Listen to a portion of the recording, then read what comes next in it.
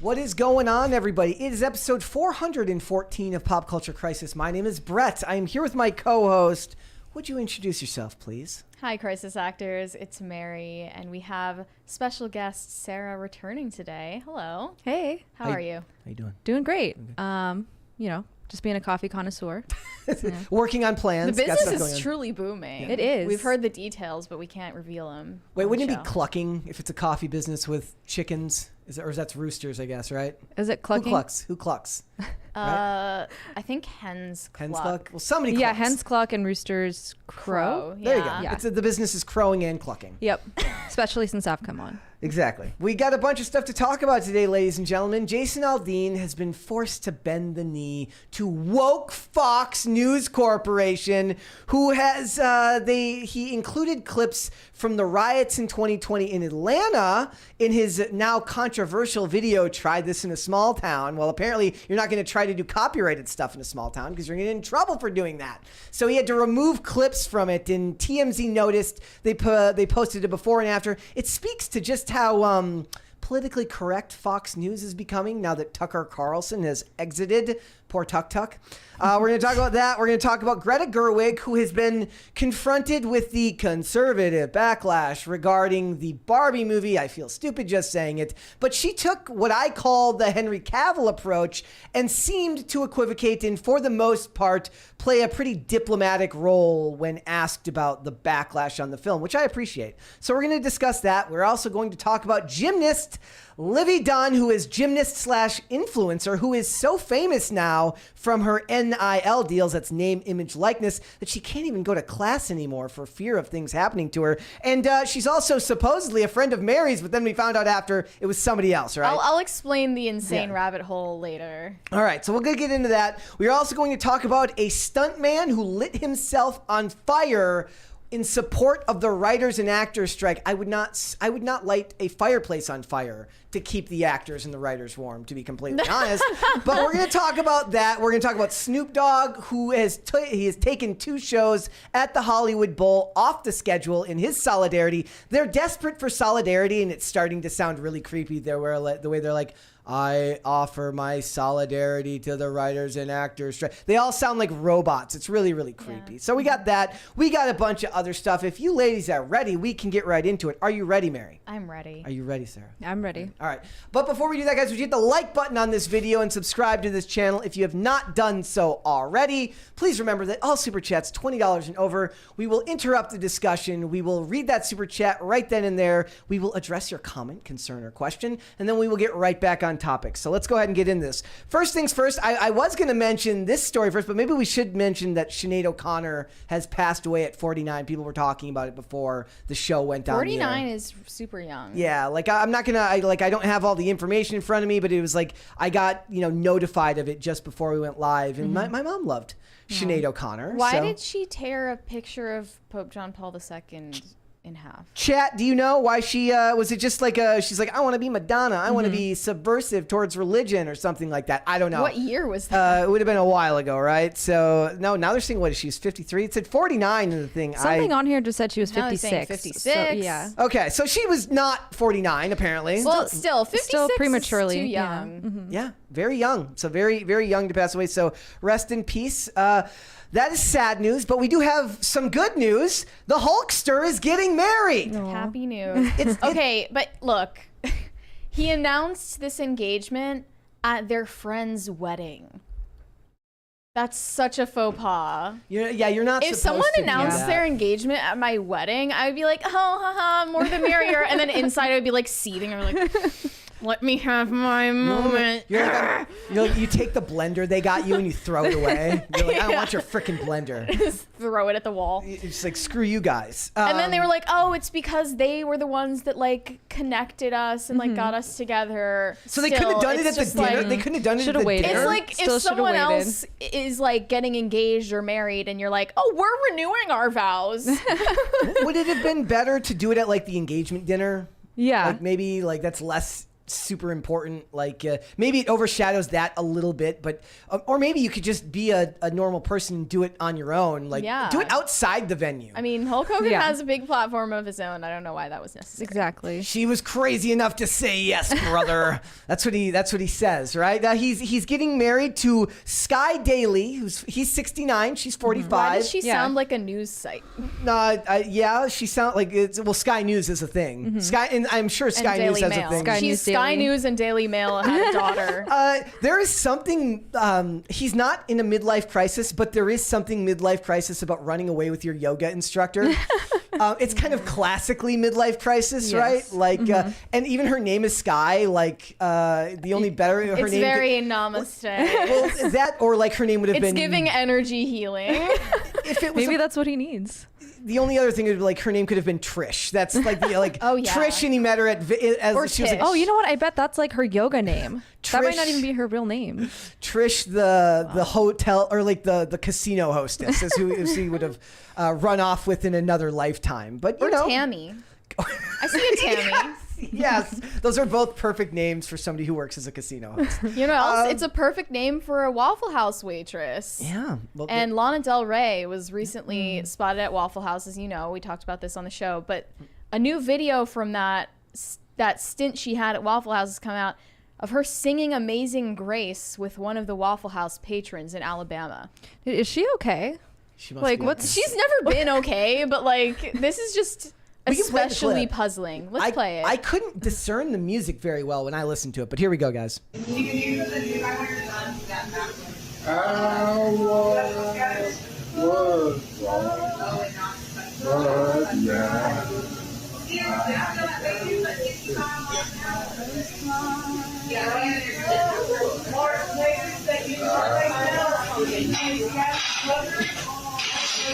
Yeah, awesome. Would the other waitress stop taking an order already? Something important's happening. Seriously. If anyone else like quit their job to go to Waffle House and sing Amazing Grace, I would be concerned. They fired her because she wouldn't wash the dishes and just spent all of her time singing with the customers. They're like, there's a job for you. It's She's just not here. She's a literal Disney princess. Yeah. She's like, they're like, look, lady, there's a job for you. It's just not here. Like, we're not saying it's a Texas Roadhouse. Yeah, it's a Texas Roadhouse job. Also, guys, in case you're looking for a new show to watch soon, cocaine sharks are being investigated. They're worried that cocaine shark. They say that cocaine that sharks are using recreational drugs.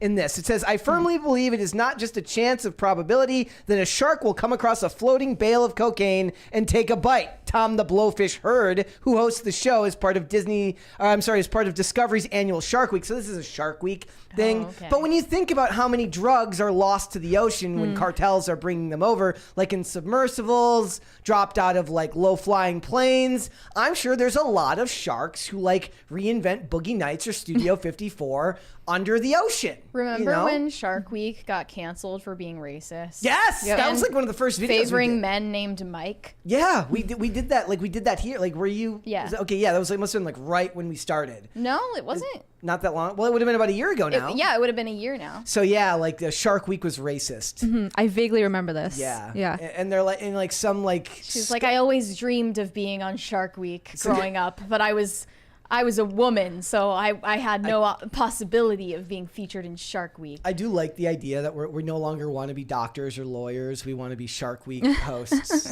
That's what we want now.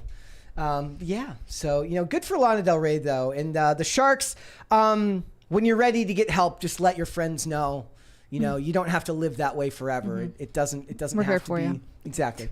Megan Fox is pulling her own version of Madison Beer. It's claps back at haters, claps back at body shamers, blah, blah. Women just love to put on clothes that they know will cause concern and then get mad at people for being concerned. I just don't think anybody is actually moralizing about Megan Fox wearing a see-through dress and pasties. Believe it or not, I'm never going to be the person who complains when Megan Fox. It's surprisingly modest for her to be wearing the pasties. Yes. Right? Yeah, a little bit. In this day and age. And like, as for me, I'm never going to be the person who complains about Megan Fox wearing a see-through dress. That's just silly. There's a $20 one right there from Tom Bombadil. He said O'Connor tore a photo of JP2 to raise awareness to the church's scandal regarding harboring PDF file priests and transferring them from parish to parish rather than defrocking them. Should have brought back the castrati choir. What is the castrati choir? Like eunuchs who had to get castrated to keep their prepubescent voices. Wow. Well, you know, that's people in the chat were saying that she was taken. They are conspiracy theorizing that maybe perhaps she was taken out because she was raising a little bit too much awareness to bad things happening to kids. I mean, that's been decades since. Well, I think they're saying she did that continued. stunt. Maybe she continued that. Maybe Sound of Freedom emboldened people and something happened. Okay. I'm not saying this. It's just I was just reading what the people in the chat were saying. Yeah. She said, "Those are not my nipples. Calm down. They are safely and completely hidden under nipple covers, so no worries. We will all live another day without a rip in the space-time continuum." They just can't stand the idea that they don't get 100% praise all the time. I do love the idea, though, that there's somebody somewhere who was just decided one day that we lived in a world now where nipple covers was a thing, so that had to be mass-produced. Like, that's a thing. So Well, they're supposed to be worn under clothes that aren't see-through. Oh. That's what they're for. But instead, they're becoming... People just wear them Yeah. like to Fashion Coachella. They're becoming fashion symbols now. Okay. Well, yeah, you know, and I just picture them, you know, she's wearing this outfit. She's like, I can't wait to clap back at the haters. At the non-existent She's like pulling it haters. on. It's like takes her an hour. when she wore something revealing at the Met Gala and was like, I'm just here like contradicting all of your expectations for what a woman should be. Like, you didn't do shit. What year is it? You're not a hero. Yeah, Shut up. she got her first role in Transformers for like washing a car in a bikini, didn't she? I know that Michael... that's a rumor. That But might she's a have been- feminist icon. Yeah. Michael Bay, like, she was very mad at having to work 12-hour shifts with Michael. She's like, I had to work 12 hours at a time. They're like, we paid you millions of dollars. Like, why are you complaining? Like, And now you're in a position where you don't have to work if you don't want to. and if I remember correctly, she likened Michael Bay to a certain World War II person who people don't like, Mustache Man. Oh my gosh. Oh, great. Yeah, so like she's like, I'm Hitler, Nazi for making me work. You know, it's very rough to be the hot woman who sits and straddles the motorcycle. Must be so in an hard. alternate universe, Megan Fox could have never gone into the show business route and just become a trophy wife, and she wouldn't have to work anyway. Would have been yeah, but then she wouldn't be able to complain on Twitter. Yeah. She wouldn't have the platform to complain about. She would. people She would not just have like complaining. 12 followers instead of 12 She'd million work or for whatever. an MLM. She would be wait, what's it called? The one that we always talk about, Mary Kay. Mary Kay. No, That's she'd work for Beauty Counter. like one guy of like those. when people would say that like crypto is just Mary Kay for men, which is not true. But like my mom did that. She didn't do Mary Kay. She did something called Jafra back in Minnesota. Yeah. Shame here. Yeah. All right, guys. And in worse news than what we talked about earlier, Kevin Spacey has been cleared of all 9 SA charges in the UK. And this is separate from the civil suit that was brought against him by Anthony Rapp, where he was found not liable. Yep. So apparently he's just a misunderstood flirt. He's just a flirt. I put it in the chat, ladies and gentlemen. I asked everybody. I said, do you think Kevin Spacey is guilty? So far, 82% say yes, guilty as sin. Coming in at 18% is people saying nope, he's just a misunderstood flirt. I personally don't think that's true, but you know, I voted no as a joke. Yeah. Okay.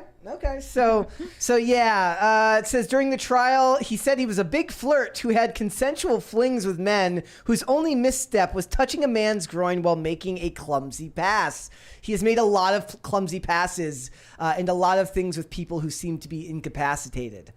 This reminds me a lot of Cuomo when he's like, "What? I'm just handsy. I'm Italian. Yeah. Like, I'm not pervert. I'm Italian. I'm Are you kidding me? Leave me alone." Well, you know, it's hard being Italian in a non-Italian world when you're a guy. You got the hair on your chest, and you Yep. just want to be You talk with your hands. You touch with touch people with your hands. It's just part of being Italian, apparently. That's such a politician. He's got Alfredo sauce just coursing through his veins. Not marinara, not red sauce. He would know. He's like red sauce would make more sense, right? He's a red-blooded American. Italian-American. A red-blooded Italian-American means he's got red sauce pumping through his veins. Oh, wow, I've just grossed myself out. Thank you. Thank you for that. He says, my world exploded, he testified. There was a rush to judgment, and before the first question was asked or answered, I lost my job, I lost my reputation, I lost everything in a matter of days. I mean, he was still getting work. Yes. Even after. And he's... Before this judgment was reached, he was still getting work. And we read a couple of articles on here where like producers are like lining up. They're like, oh, we'll work with him. People in other countries who are like, who just, I guess, don't pay as close attention, or they just don't think it matters. It's not as big of a deal. Yeah. Who Cancel also culture aren't is not as subject huge. to the SAG strike. Yeah. Yep. Yeah. They'll be able to work overseas. So there's a $20 one there from Perturbed Alpaca.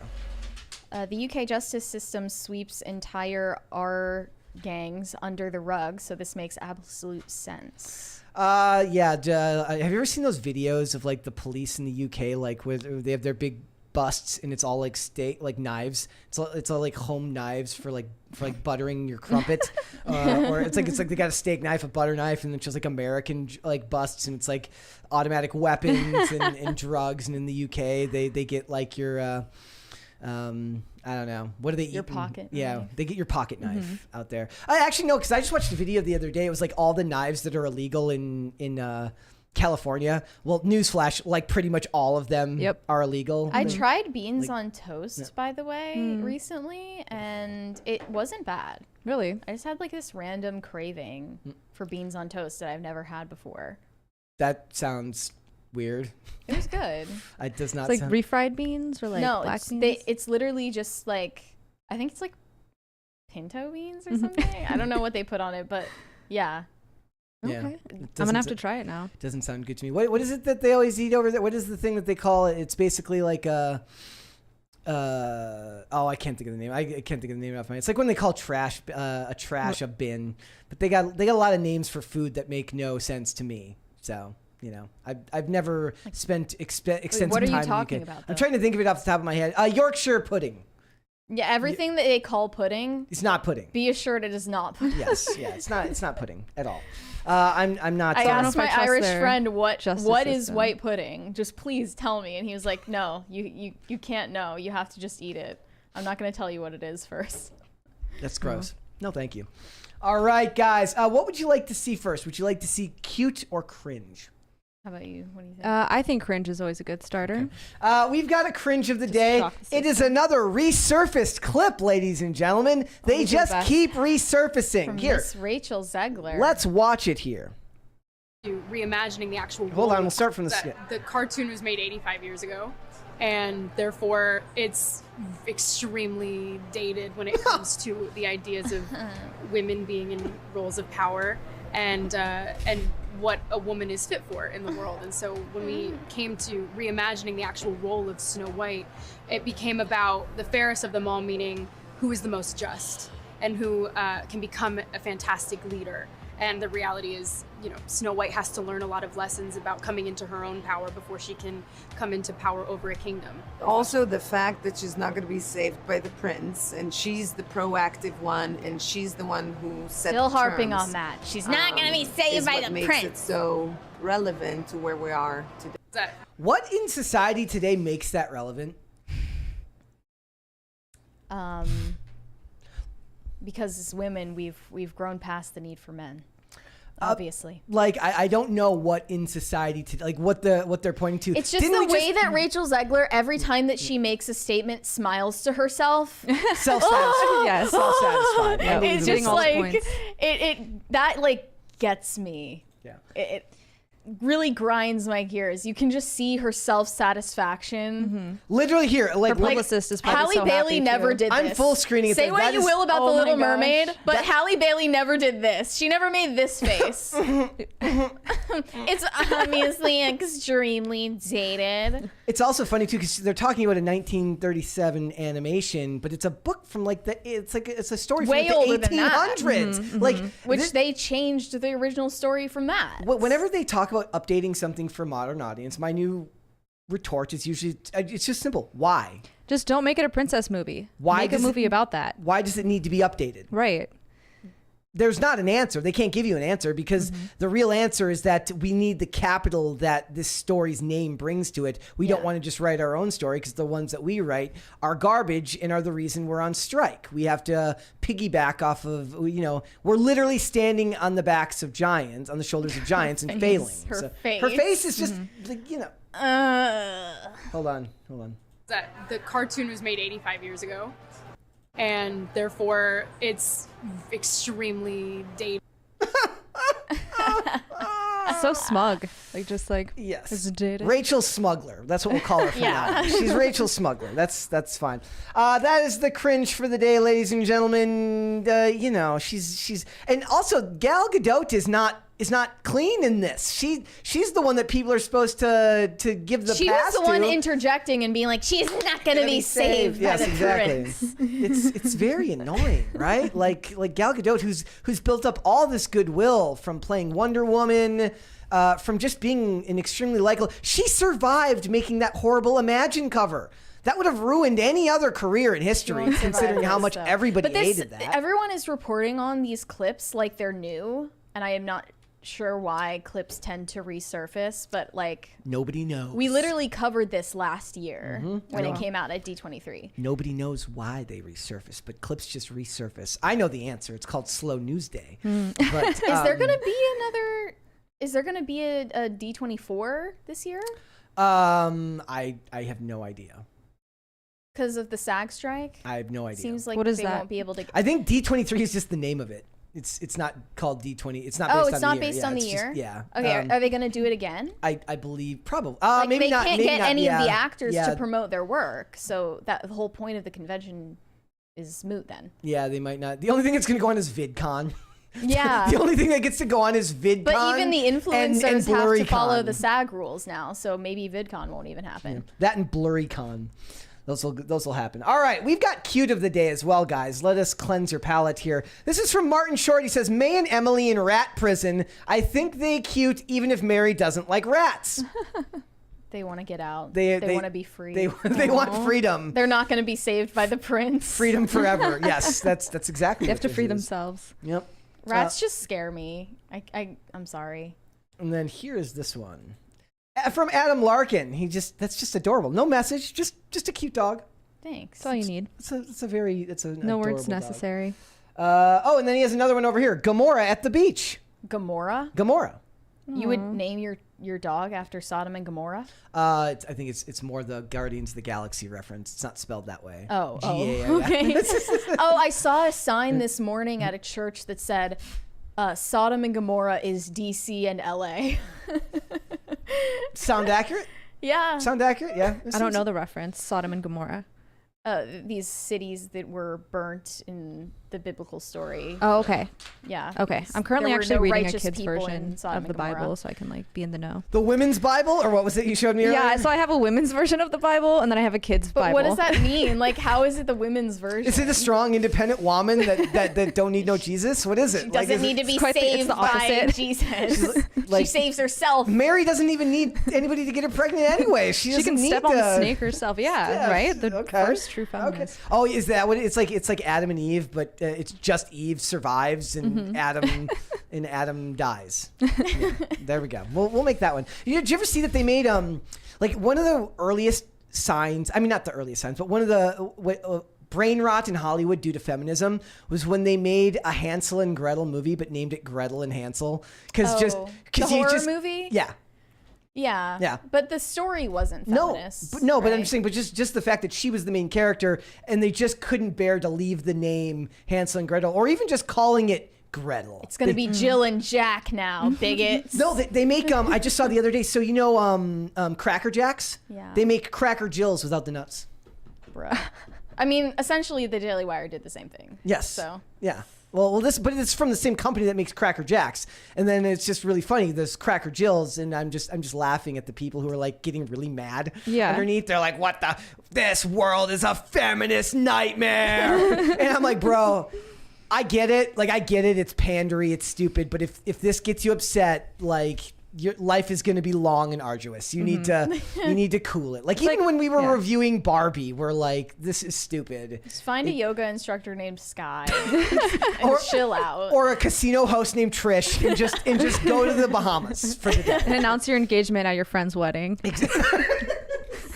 That almost seems calculated. You know what it was? They probably don't like the couple that's getting married. It seems backhanded. So they're like, yeah, sucks to be them because we're about to ruin it for. It's even funnier if he does it like after they say like kiss the bride, and he immediately gets in the aisle and puts the ring up to her. Yeah. Or he was like dragged to the wedding. He was like, I'll go, but get this.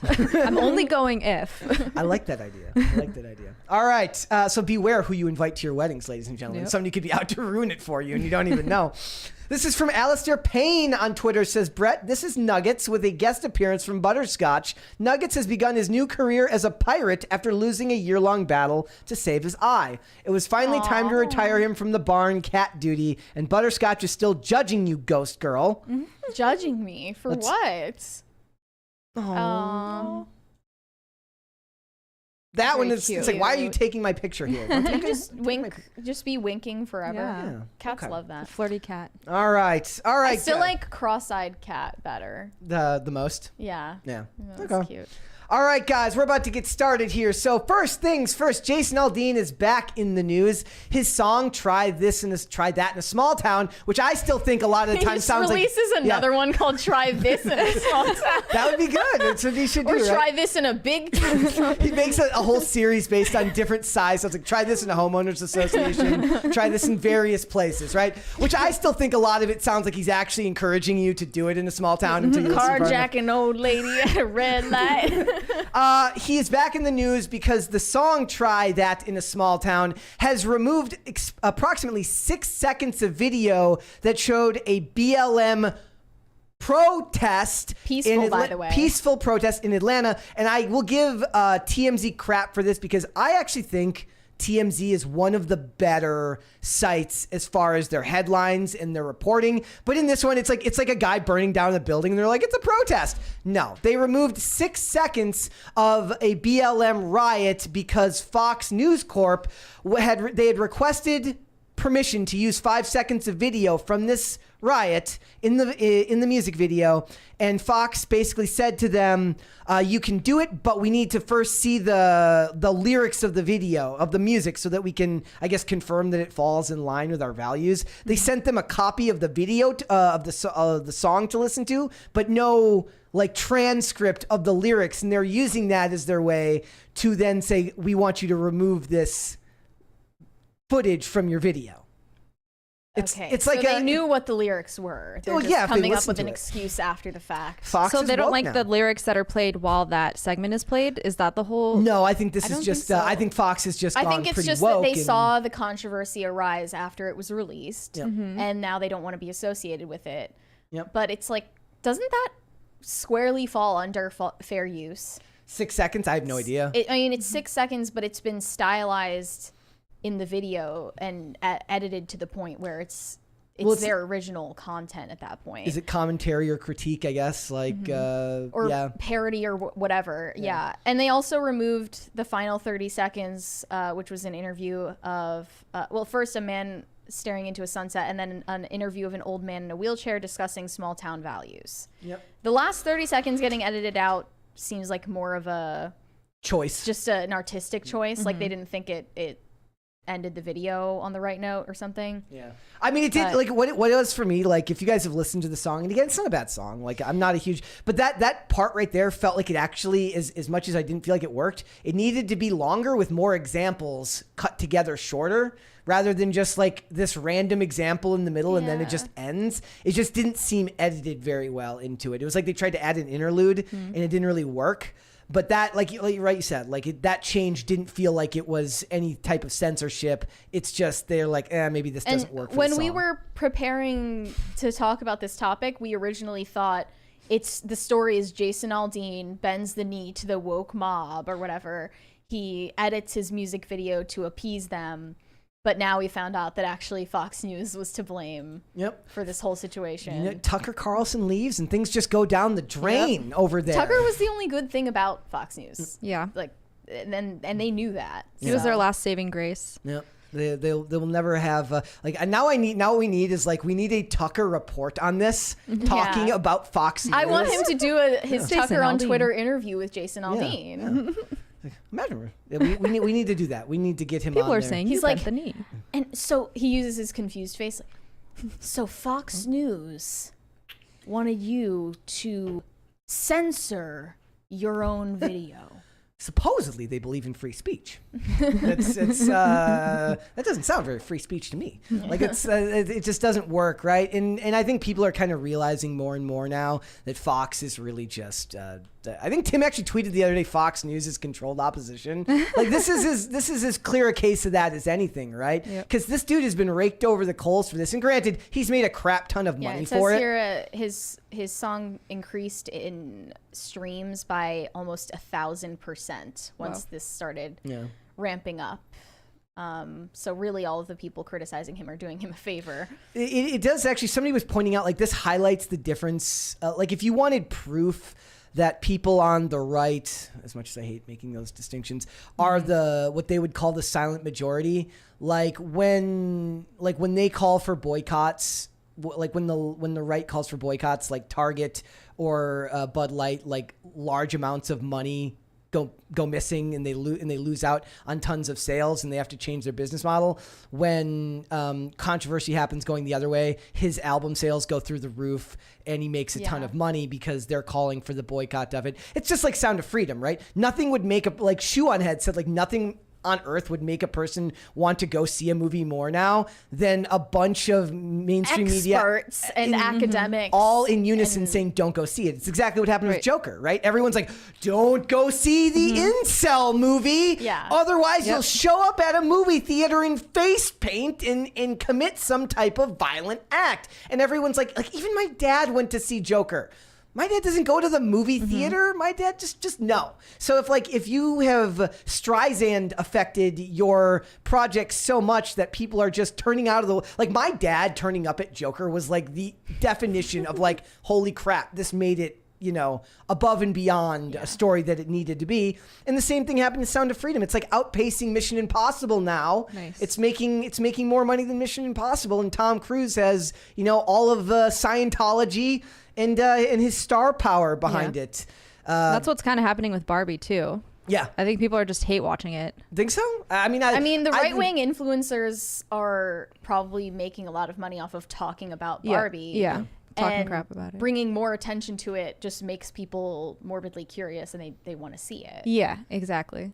I want to see after this today, I think I'm gonna watch the Tucker and Ice Cube go on a drive through LA. I love the idea of there's just Tucker's hanging out with all these people that you just. It's like comedians in cars getting coffee. But now all we But need is we need Tucker, Ice Cube, and Andrew Tate in a panel Carlson van. and Cube in cars getting coffee. Yes, and they do it, and it's all of them in a minivan, and they go driving through LA or a station Casper wagon. will sponsor it. In a Cybertruck.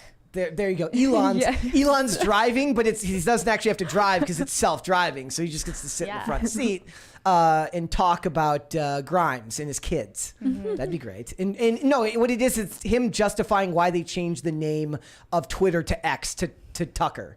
Because he's gonna have to do that at some point. Did you see the other thing that some insane person on Twitter posted? It's I guess they said the X logo looks like a Nazi flag or something, What? like a German flag or something like that. And somebody's like, that is the stretch of the century. Yeah. Well, when you look at it now on your browser, it just looks like a pin that's pinning a note.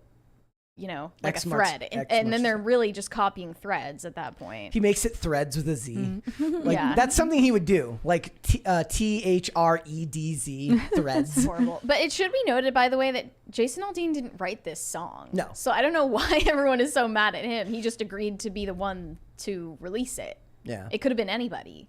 Oh, there's a lot of. I'm sure the guy that actually wrote it, or the group of people that wrote it, is probably laughing to themselves. He's got the sweet spot that- right now. Hopefully he's getting the royalties because the song's making more. Actually, he's probably not. To be honest, he's probably not. But hopefully he's making a ton of money and he's getting none of the controversy. That's the sweet spot. That's what you want right there. You don't want to have to deal with all of the back and forth that's going on for something like this. And Aldean performed this song at the CMT, a CMT show over the weekend or something like that. No, I'm sorry. The CMT Awards, like CMT did like a thing and he performed it, but they wouldn't play the video in the background of the performance because, you know, it's a racist song that's pro-lynching.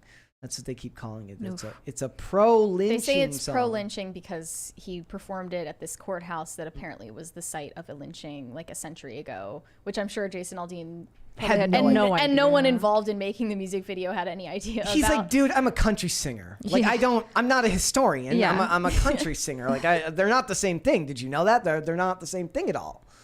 I don't know. Like, there's no other music that I can think of right now where like this stuff is happening. And people point out like, look, there's a lot of music with violent ideology behind it, with violent imagery behind it. The fact that people are pretending like this is some type of bad thing. It also proves that the bias is still there with the media. Like I said, the TMZ article listed it as removes scene of protest. And it's literally a guy throwing like a Molotov cocktail at a building. I'm like, that's not a protest, right? I wish people got this up in arms about like the crudeness of like and sexuality of like Cardi B or like what is that, Megan the Fox's lyrics? Or no, what's her Megan name? Thee Stallion. Megan the Stallion. Megan the sound like Fox. such a boomer now. If Megan Fox becomes a rapper, she can become Megan Megan Thee Thee Fox. Stallion or Sexy Red, Yeah. Yeah. Pound Town. Like, If you really listen to the lyrics, it's just like this isn't even artistic. Like it's just trying to be explicit. Another for the sake fun- of being explicit. those songs were probably written by men too. Yeah, good To point. be completely honest, like Probably. I don't know who. Let's find like can we look it up? Can we figure out who Wrote Pound Town? who wrote? I want to know who wrote WAP.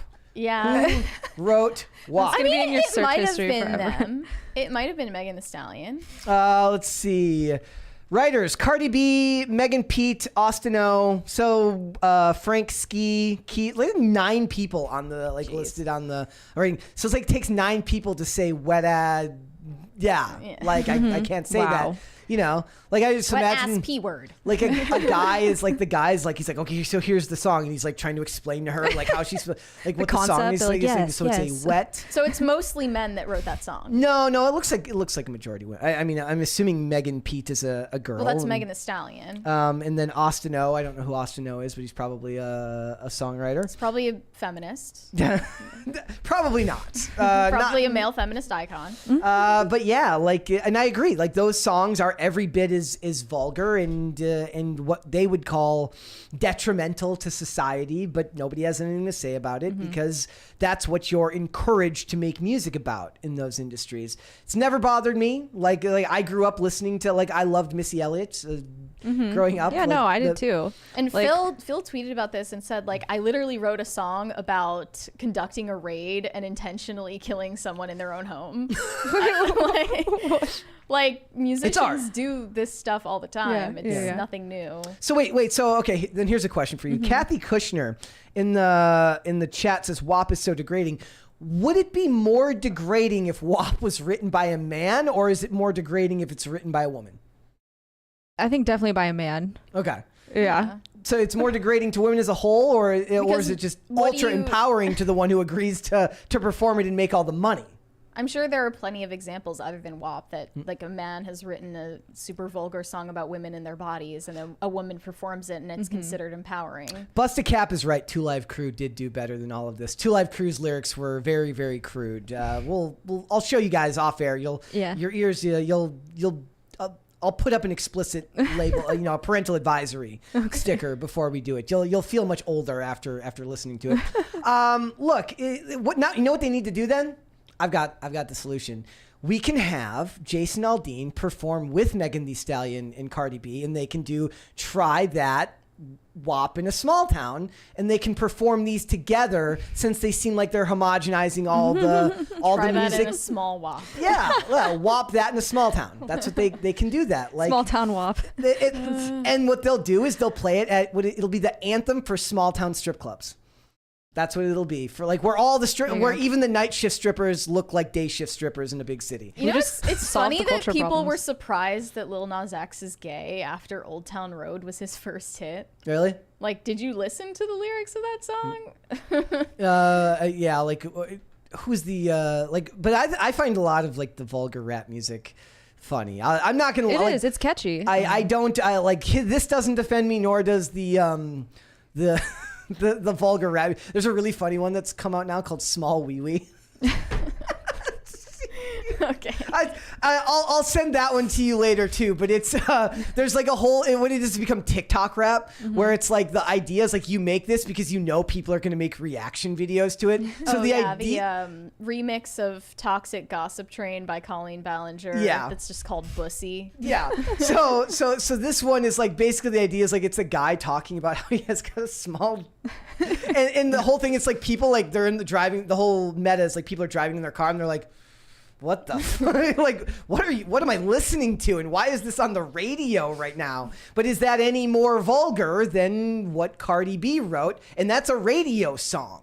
So it's like it's all kind of gross and now we need Tucker to interview Jason Aldean so that he can explain what exactly is or is not appropriate in a small town because I just don't know anymore. I'm ready for commentators in Cybertrucks getting coffee. I need this to Who would you guys like to see Tucker Carlson talk to next?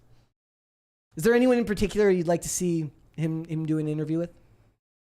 Did he already interview Roseanne? I don't know if he did an interview with Roseanne. I don't think so. I know that Tim Pool did an interview with Roseanne. I guess last he beat night. him to the punch. He did, yeah. A lot of times right after whoever's on our show, on Tim's show will be on Tuk Tuk or vice versa. I've noticed. He's watching. Yeah. They make the rounds. Makes the way. Oh yeah, like I said, I wanted them to get. I was hoping they'd get Ice Cube on here at some point because he seems to be making. Like if Ice Cube will meet with Tucker after Carlson. the last rapper. No, there've been other rappers since then, haven't there? Have there? Have there? Probably. High Tech. Wait, what do you mean? Have there been other? Well, remember the rapper who I always forget his name, who hit the mic. Oh, I was talking about Ye. Oh yeah, that too. Yeah. No, I wasn't even thinking of that. I didn't even think of that. Yeah. Who's the guy who hit the microphone and called Tim told Tim that basically like his life didn't matter. He's not that guy. Yeah, he's not. He's like you're not. He's like What? you're because Tim basically. Were you not here yet? Tim explained that he's he grew up in the South Side of Chicago and I'm mixed race and the guy's like well that doesn't matter. Yeah. So they basically told him his Was story this didn't before matter. I was here? I don't know. It must have been. It's high res, but that wasn't who that was, right? That was somebody else. But yeah, they're saying Pearl Davis. Tucker should talk to Pearl Davis. She recently did a guitar cover of a song about Hitler. And yeah. I don't even know. I watched her interview with Ethan Klein and I was like, R.A. the Rugged Man. That was the guy who hit the mic. okay, yeah. High Res was here recently though. He's a rapper. Okay, cool. Yeah. So we have a good relation with rappers the rap generally. community. Yeah, we're tight with them. Thank you, chat. All right, let's read some super chats. Johnny Beck sent us a thumbs up. Thank you. Corey Anderson said she was doing it to bring awareness to the child touching being swept under the rug. Okay. Who's she? Sinead O'Connor. There was another $20 that Tom Bombadil sent, but I think he probably had to redact that, so I won't read it. Okay. Sinead Wilder said, Sinead also said a couple years ago that it was her late mom's photo and said the type of people who kept these things were devils like my mother. Okay. All right. Maybe we'll have to look into that. Let's hold off on the rest and we'll come back. Bit of an edgelord move. Well, back in the day. All right, guys, we're moving on. So, wait, right there. Hold on. Double check. Not a 21. Okay. All right. So Barbie is back in the news. I know how excited all of you guys are for more Barbie news. But Greta Gerwig has been confronted with all of the commentary in which conservatives have listed their various gripes and problems with this movie. It's being called outrage and backlash. She responded in about the most mature, polite, and professional way you can do in this situation. And for the most part, I give her a certain amount of props for this. Do you want to read what she said, Mary? Because it reminded me of what Henry Cavill said. Yeah, the New York Times asked her, did you anticipate the degree to which right-wing pundits would bash the movie as being woke and burning their Barbies? She said, no, I didn't. Certainly there's a lot of passion. My hope for the movie is that it's an invitation for everybody to be part of the party and let go of the things that aren't necessarily serving us as either men or women. I hope that in all of that passion, if they see it or engage with it, it can give them some of the relief that it gave to other people. That's incredibly diplomatic and taking the high road more than we had any right to expect, right? Yeah. Do you think she was really that surprised by the backlash, though, considering how on the nose it was? No. Okay. That's what I'm thinking the same thing. It's like you put out a movie that was intentionally hyperbolic and inflammatory in a lot of ways. Did you not expect anyone to be offended by it? And that's what they keep saying about this movie is like, I can't believe she got away with it. I can't believe they got away with making a movie like this with Mattel breathing down their necks. And it's like, no, this is probably the least risk you could take with a movie. You took an IP, which would get a bunch of people to watch already. You have built-in audience because you used an IP. And then you inserted a bunch of feminist messaging into it, whether it was done in an intelligent way or not. That's still something that studios, for some reason, want to do. Yeah. Then you got a marketing budget that was like more than twice the amount of the movie budget to promote it. Well, not twice the budget of the movie. The budget of the movie was $100 million. The marketing budget was $150. Wouldn't twice it be 200? Oh, sorry. Like, yeah, but it was like almost twice. 1.5 times.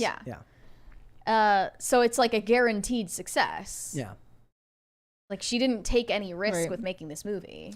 And but look, in the age we live in now, where the Rachel Zeglers of the world who have to come there and tell you that, like, look, the story you loved growing up was offensive to women and set a bad example for women everywhere, even though all evidence to the contrary shows that society is better off now than it was in the 1800s in a lot of ways. Technological advancements, maybe feminism isn't the greatest thing that's ever happened to us, but the world didn't collapse because this story got written and made, right? Like you don't have there's no reason for you to tell me that this is a misrepresentation of women, right? Like the first thing I think of when for instance, when Rachel Zegler makes those comments, I'm picturing her now signing up for the draft because, she can save herself, right? She's going to join the front lines of the military. Like life's not that different, right? So, and then of course, Whoopi Goldberg got in on it and did the thing where she said, it's a movie. It's a movie about a doll. I thought y'all would be happy. Y'all meaning conservatives.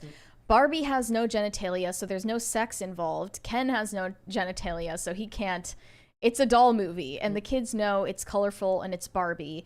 And then she implies, adults will take from it something deeper. Yeah. And I mean, you shouldn't be bringing kids to this movie. With all of its sexual innuendo, and it does have explicit mentions of genitalia, regardless of whether they have it or not. Someone had to take that it was kind of making fun of both sides, like both people who are super feminist and people who are super anti-feminist. Yeah, there's someone in the chat who said they nailed the tone. It was perfect. Yeah, because people. I mean, it's just because you're viewing it from your own perspective on exactly, feminism. Yeah. Which I think also shows how biased and stuck in people's own perspective we are and how divided it is. And there's literally just two perspectives that are either love the movie or hate it because of the patriarchy. So I think it could kind of be a movie that makes people hopefully reflect on that and see that either you're outraged or you loved it. So kind of do some introspection as to why maybe. And you shouldn't, like I said, I still laughed at a good part of that first 45 minutes to an hour of the film, right? So, but I'm going to give Greta Gerwig a lot of credit here because one of the biggest complaints we have when we're talking about this industry is the directors and the actors never know when to shut up and they never know when it's time to actually be a little bit of a diplomat. That's what she's doing here. And they fed her and they fed her the bait the same way they fed Henry Cavill the bait when they were talking about The Witcher. We're like, what do you think about them? They're toxic fandoms.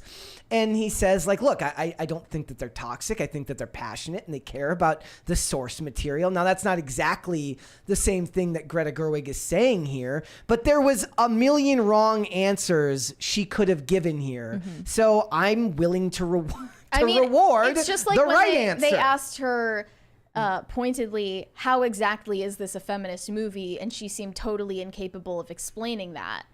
That was my reasoning for why I didn't think it was as deep as the people who really, really liked it made it out to be. If the director can't even give me an elevator pitch as to why the feminism is the way it is in the movie, then I'm not sure if I buy the super deep analysis of it. The movie was confused about itself, and that's why the response to it has been totally split. Yeah. But like I said, we need to encourage, we need to be more open to accepting that when they say something right, that you don't just dump on them for no reason just because you didn't like the movie. I didn't like the movie. I didn't think highly of it, but I liked this response, and I would like to see more directors and certainly more studios put their foot down and be like, look, we gave you almost $200 million in marketing budget. We gave you $100 million to make this movie. We need you to be as diplomatic as possible, even though there's going to be hate that's going to come down on you predictably from a lot of people on the internet. Like, if anything, she's doing that at the behest of Mattel, not because she personally feels like we, need more things to unite us rather than divide us. Yeah, but that's fine. I don't need the movie your more... was decidedly divisive, and I don't like provoking people with your work and then acting like, oh, well, I'm glad I'm sorry you felt that way, but I'm glad you watched. It does seem a little bit underhanded. Yeah, but it's still your own choice to choose to watch, right? So then is the only other response for her to be combative back? Like, she's not going to agree with you. There's no agreeing I'm just saying, with you. like, your work speaks for itself, and it is combative and man-hating. Right. Yeah. Especially if you make art, usually it's because you want it to be thought-provoking. So to sit back and be like, oh, I don't know. It's kind of like... It's corporate art, though. It's still corporate art. At the end of the day, it's still corporatized media that's designed to sell a product, which they did very, very well. But she's just saying, like, it's bananas. It's crazy. It's chaotic. And it's cathartic to watch it. And, like, if it's cathartic, it's like a catharsis of like, feelings of vitriol and hate toward the opposite sex for women, right? Yeah. I'm just saying, like, if Ryan Johnson had done this when The Last Jedi was coming out, maybe people wouldn't have such a deep vitriolic hatred for him and the franchise. Certainly they would have hated the movie. They would probably have just as deep of a hatred for the movie, but a lot of where that dislike came from at that time was because the director was deeply antagonistic towards the fan base, right? So we need more people to understand that this is a business, and in a business, you want to be as diplomatic as possible. We talk a lot of times about these people hate you. I don't really care if they hate me. I care about decorum and whether they do their job or not, right? So if you make a good movie, be gracious and treat the audience with respect. If you make a bad movie, be gracious and treat the audience with respect, especially when you're co-opting IP that doesn't belong to you, right? Yep. I don't expect every actor to, in fact, I expect very few actors, actresses, directors, or studio executives to hold the same values or beliefs that I do, but I expect them to act professional, to be adults and act like adults. There's a conservative seat on The View that they like make a point to have, and it's Alyssa Farah Griffin. She used to work in the Trump administration in 2020, and she's extremely self-effacing and searches for the approval of the rest of the panel. But here was her take. She said, "It's fun. Greta Gerwig is brilliant, and I'm so taken by some of these right-wing men who have all these thoughts on masculinity. Like somehow the Barbie movie is going to make them feel emasculated. No, caring so much about it is honestly the most emasculating thing I could think about it." Well, I mean, it's like, why do you care so much? I hate that response. When you clearly take this movie to mean something serious and it's like a social commentary. If this movie had failed and nobody had gone to see it, they would be complaining. The response would be different. They would care so much, right? It's big whether you like it or not. I mean, the entire third act is the movie patting itself on the back, and it's not kid friendly in that it's like super serious, and it's not it's like dark, playful, but. Yeah, it's like, why do you care so much? Well, it's because you care about the movie and you've been shoving it down our throats. So we have a right to respond, right? And have our own opinions about it. Well, in a lot of I don't agree with everything that like Ben Shapiro said in his review of it. It wasn't, in my mind, universally a bad movie. And it did have a lot of parts that I thought were enjoyable. I almost feel like what that woman said is kind of like addressed in the movie, where basically the Kens are kind of saying like, all we want is respect. Like he had never felt respected until that woman came up to him and asked him the time. And then the Barbies kind of take it as like, oh, they want a patriarchy, which in the movie they literally do. But looking at it just from like a artistic perspective, you can kind of go, okay, well, literally, they're like, we just want respect, Yeah. and then you're acting like they're taking over I guess everything. the biggest plot hole like in the movie is that stereotypical Barbie didn't like stereotypical Ken. Yeah. All the other Barbies liked their Kens. Yeah, I don't think that was That doesn't make a lot of sense for the Yeah. continuity of their insulated universe. Yeah, it didn't make sense. I don't think that was the point of the movie, to like make fun of feminists, because obviously clearly like based on the end, that's not how it went. But I could see that, like, you know, you can kind of take that from the movie where it's like both sides are sort of quick to be triggered. Yeah. You know, I'm and just sick of reactive. talking about Barbie. Yeah. Yeah. Well, listen, like today it's not really about the movie. It's about Greta Gerwig's response, I which want it does to matter. fade away Which does as matter quickly because as possible it's from the always public consciousness. But this is always going to be important, right? How directors and how actors respond to their movies. It's just like Megan Fox. Like, you want to dress the way you want to dress, but you don't want to deal with the critique of it. You want to make your movie, fine. You're in the public eye. You have to be willing to deal with the backlash. And she's laughing out of the bank, right? Yeah. She's gonna make a ton of money off this. Good for her. Yeah. Like look, I'm never gonna be mad at somebody for making their money and doing what they want to do, right? Like, I And feel she's not more playing a victim or anything. no, Yeah. I mean, not from what I've seen, right? So, if anything, I encourage the idea of somebody acting like a professional in an industry full of insolent children who can't stand being criticized anytime somebody says something bad about their work. For instance, right now, Doll is in the chat telling us that we're spending too much time on Barbie. Okay. And 'Cause I that's had a good, like, you know, segue. everyone's allowed to have their critique on what they're doing, especially if you're putting your work into the public consciousness, just like Barbie is doing with the movie, just like we are doing by hosting the show. Go ahead. Speaking of people who like to kind of gain fame or notoriety, then complain about it, I thought that's kind of what Olivia Dunne was doing, in my opinion. well, I feel the next I'm topic. gonna move on. Do you want to? If you guys want, let's get just into it. let's go into Yeah. it. So go ahead and tell us about Olivia Dunne. Okay, Olivia Dunne, or Livvy, That was as good. you might know her, is a learning. gymnast. She's a college athlete, but more importantly, she is an influencer. And she recently did an interview with Elle where she talked about, I guess, the dark side of her fame. So let me just read an excerpt here. With all the attention and the zeros in her bank account has come a dark side of fame, one that women college athletes are more vulnerable to than their male counterparts. There are trash websites that follow her every move, over-sexualizing even the most innocent of her posts. And she is famous, to put it simply, because she's hot. I don't think that she's famous because of her accomplishments in gymnastics. And that's why a lot of these other female gymnasts at LSU, which is where she's a student, have not reached the level of fame that she has.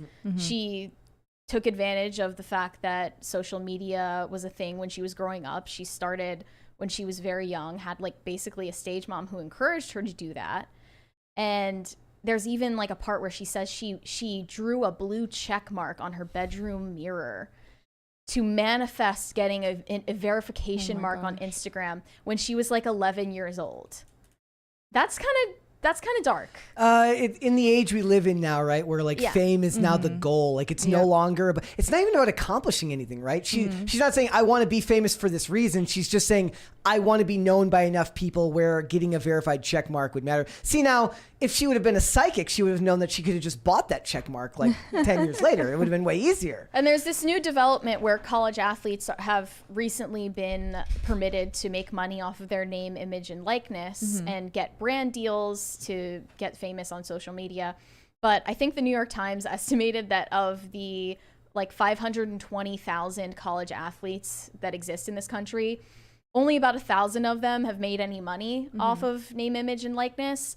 And you can probably cut that in half and then cut it in half again to get to the actual celebrities that have come out of this. And if you guys, she's at the forefront of it. here's what she looks like when we say that she's famous for being attractive. That's she's a lot of people are like, look, she's not even that good at gymnastics. Well, you don't need to be that good at gymnastics if you're smoking hot. Yep. The headlines say sex sells atop a story on women athletes. Yes! Hold, please. Thank Hold, you. please. I want a second crisis party. Second crisis party.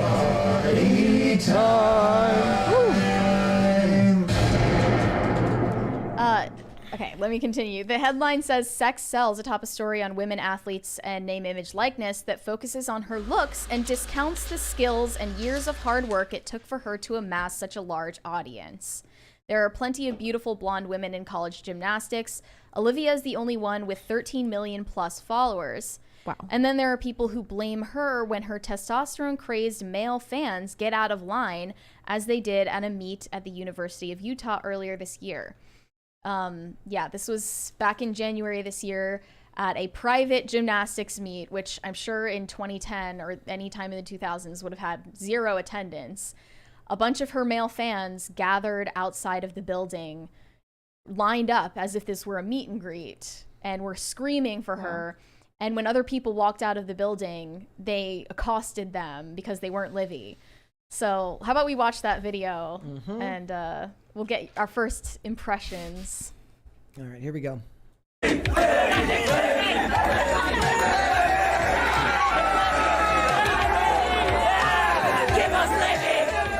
That was creepy sounding. Holy Give us crap. Livvy. Okay. We want her! We want her! We want Livvy!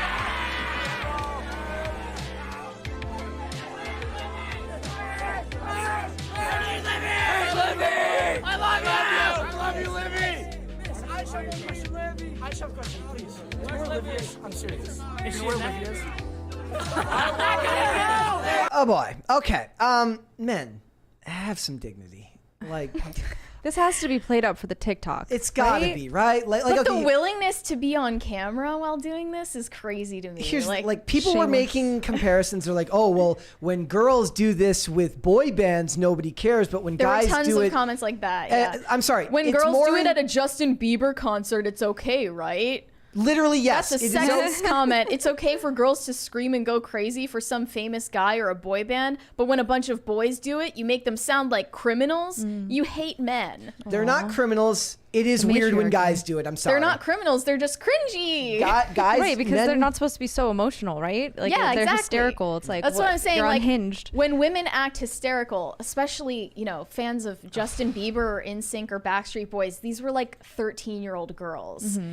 When they're acting hysterical and super emotional about a celebrity, yeah, it's weird, but it's just what you expect because of female nature, and men and women are different. So when men act like that, it's weird. It's College off-putting. age. It's repulsive. Yeah. And also, it's just super out of line to harass other people who are coming out of the meet for not being Livvy, simply. Like, this New York Post reported on this when it happened. Olivia Dunne tweeted after the fact saying, "I'll always appreciate the love and support from you guys, but if you came to a meet, I want you to ask you to please be respectful of the other gymnasts and gymnastics community as we're just doing our job." So she did kind of denounce this behavior. But another person who was at this meet spoke about their experience of walking out into this mess. She said, "As we were walking to the car, the group swarmed my daughter and her teammate. They literally said to their faces, 'You're not Livvy, but you'll do. Can we get a picture?' The group also called my daughter Livvy 2.0. They were so rude and disrespectful." This was one of the gymnast's moms. And then another one said when she walked out, they asked, "Are you Livvy's mom? Are you Livvy's mom?" Thinking like, I just can't understand the mindset of someone standing outside that they think Livvy is going to walk out and you're in the crowd and she's going to lock eyes with you. And she's going to walk up to you and be like, "Hi, what's your name? You just seem like different than the other guys." Look, you can't blame a guy for having that Do you want to go wishful out thinking. sometime? But Is that it's- every man's It's fantasy? not realistic. It's not going to happen. We were talking about this earlier, like that level of delusion that men have to like go out on a limb like that is probably the reason why the human race hasn't gone extinct. But social media has just made it so much more toxic and widespread and hysterical. What do you think about the fact that this is now the type of thing where a girl can, in college, as a mid-level athlete, you can reach a level of fame where now you can't go to school anymore because the crowds for you are now so large? Yeah. There's a $20 super chat there from Francisco Sanchez Jr. He said it's okay for women to throw their underwear at a Drake concert. There's nothing to see here. Well, it's not okay when they do that. It's undignified and gross, but at least when women are hysterical, it's just part of their nature. When men do it, it's different because men are different. I'm not saying that you as a man don't have the right to do that. I'm saying that it's just weird. It's weird to me. We've been reiterating for so long that women and men are fundamentally different. And therefore, when you do something, like when a man does something that a woman would do and it's considered acceptable, it's not acceptable when the man does it. And it's not a double standard. It's just a standard that we've always had in society. Yeah. So, yeah, I don't think it's okay when women throw their underwear at a Drake concert or it was a bra. Whatever actually. they do. Did you see that story? So okay, like a lady threw a bra on stage at a Drake concert, and it went viral because he like picked it up and was like, "Whoa!" Because it was like, it's like a 38G bra, a 36G bra, and like I guess she got a sponsorship from Playboy from this. Like, so insane. Yeah, good for her. I hate the internet. Like but like the internet encourages that, right? So like she said that at LSU she can't attend classes in person anymore. She does all of her classes remotely now because sometimes she gets recognized on campus. People ask her for pictures, stuff like that. She didn't get into much detail here, but she said, there were some scares in the past and I just want to be as careful as possible. I don't want people to know my daily schedule and where I am. Question, what did she expect to happen? Well, that's one of the excuses they said here. Many have used the tired, age-old excuse of what did you expect? Look at what you're wearing. You were asking for it, blah, blah, blah. But I don't think that it's discounting her success as an athlete to just say the truth, which is that she's famous for her looks and not her athleticism. Mm-hmm. And she knows that probably just as well as we do. But claiming that you're getting oppressed and your accomplishments are getting, downgraded just because you're a woman gets you more coins and also gets you more interviews to preach about it in magazines. Yeah. I mean, clearly she's famous for her looks, right? Not her accomplishments. Well, and like in a lot of ways, being an influencer is like its own skill set now. You have to know, like, you have to stay on top of trends. You have to, she's running a whole business. They said she's making like $3.4 million just this year. Yeah. Off of what? Off of doing brand deals because now she's allowed to use her name, image, and likeness as a college athlete to make money, which previously was banned. And I bet like a lot of college athletes from the 2000s and 2010s are probably thinking like, if that had been me, I would have been set for life. But because of this unfair, arbitrary rule, now only she gets to do it. Like, I would be seething about that if I were them. Me too. Yeah. Yeah. And it's fundamentally different, right? You said still a majority of the name, image, likeness deals are still men, right? Yes, but it's people like LeBron James' son. Yeah. Like, you have a built-in audience from being in that family. And in a lot of ways, like, look, here's another fundamental difference. Like, the men who get well known for these brand deals in college are going to be doing so on the backs of their talent more than their appearance because we value men's skills and ability to perform a task well. Okay, but if your last Not name always. is if you're LeBron James' son or your last name is Manning. That's one example. The rest of them are going to be college athletes who are going to be there because of their. Well, then exclude those. The rest of them. How many of are still men who are just good at sports? The men are also the ones who are more likely to be career athletes and go into professional leagues because things like the WNBA, you'll make more money being a college athlete at this point and taking brand deals than leaving college and going into the WNBA. Yeah. So you just have to be good enough. Just a fact. Yeah. You have to make money off of your personality and your looks. And look, there's nothing wrong with her doing that. She's going to leverage this into a very successful business.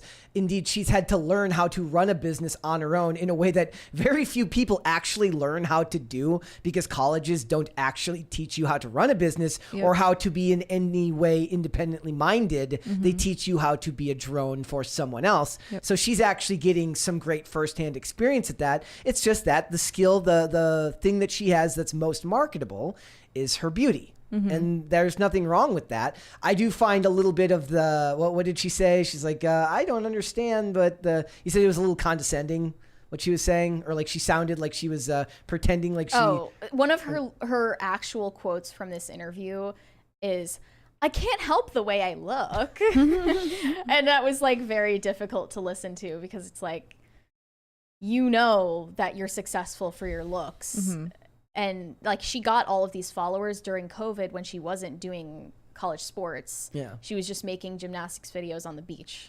It is just crazy to me now that we live in a world where you can be that famous at that young of an age when it becomes a problem for other people in your school.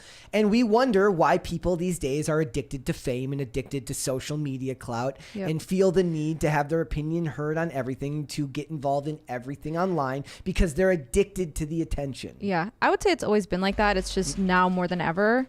It's amplified. And if she wanted to get recognized just for her gymnastics, she could. She just wouldn't have as big of a following. Yeah. Realistically. Yeah.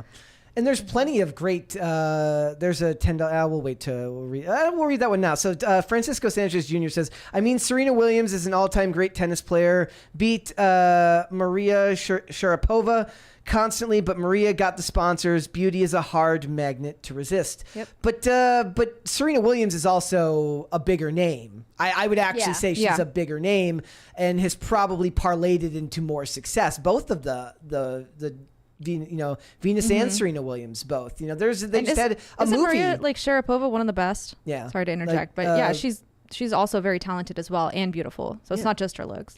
But like for the men, like the looks are just usually less important, like unless you're like or like if you have like a bad boy, like a Dennis Rodman had his own image that was based as much around who he was as a personality as it was his ability, as being a basketball friends with the player. North Korean dictator. Yes, for pretty being eccentric, being the one who was going to stop World War III on a consistent basis. Always Dennis Rodman, right? Here's a thing him recently where he spoke at like a Pride event or something like that. So Dennis Rodman, man. Rodman. It is what it is. Do you think this is the type of thing that colleges will have to end up? Because we talked about how the college had to bring in security for these events. Yeah, right? They started hiring private security for their private gym meets after this incident happened with all of these guys gathering outside, which they should have been doing anyway, probably. But now I'm sure Livvy has her own private security too. She can afford it. Yeah. She can afford her own private security. Because of the fame. In regard to getting blamed for her fans' erratic behavior, she said,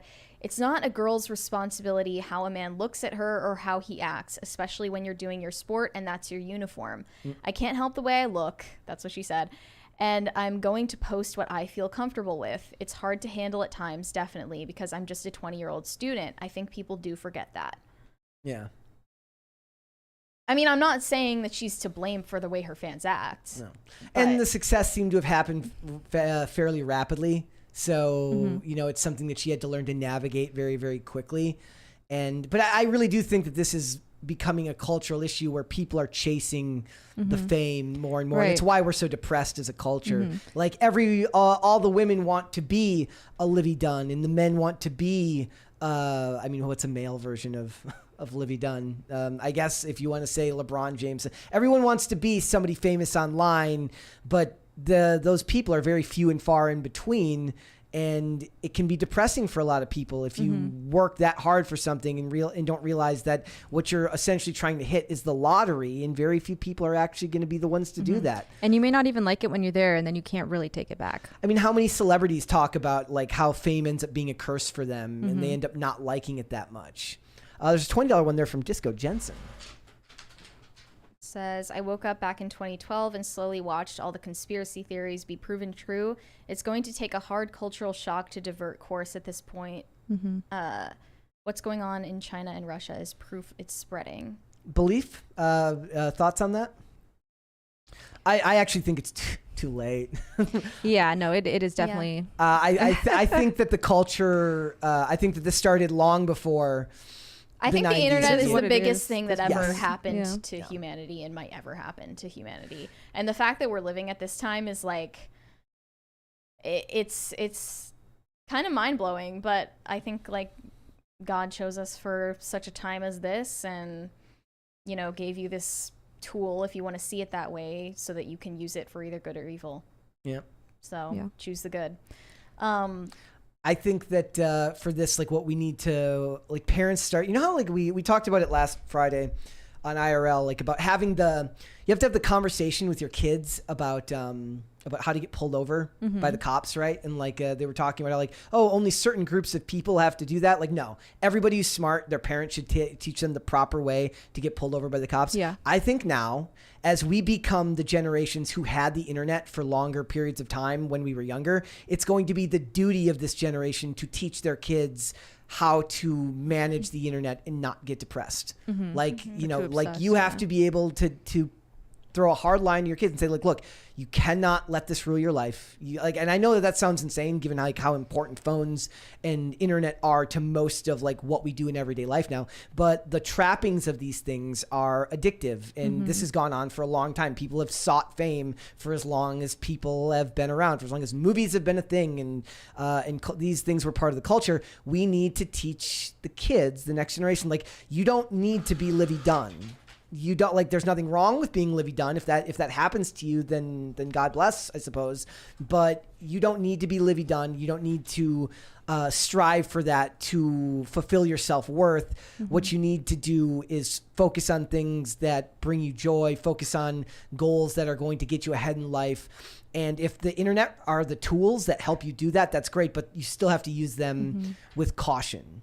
Yeah, and the internet can't just make you depressed. It can make you happy, which is just as bad, because then you're addicted to the internet for your happiness and for your sense of identity. And it, like, inadvertently is going to direct who you become. Yeah. There's a $20 one there from Patriot American.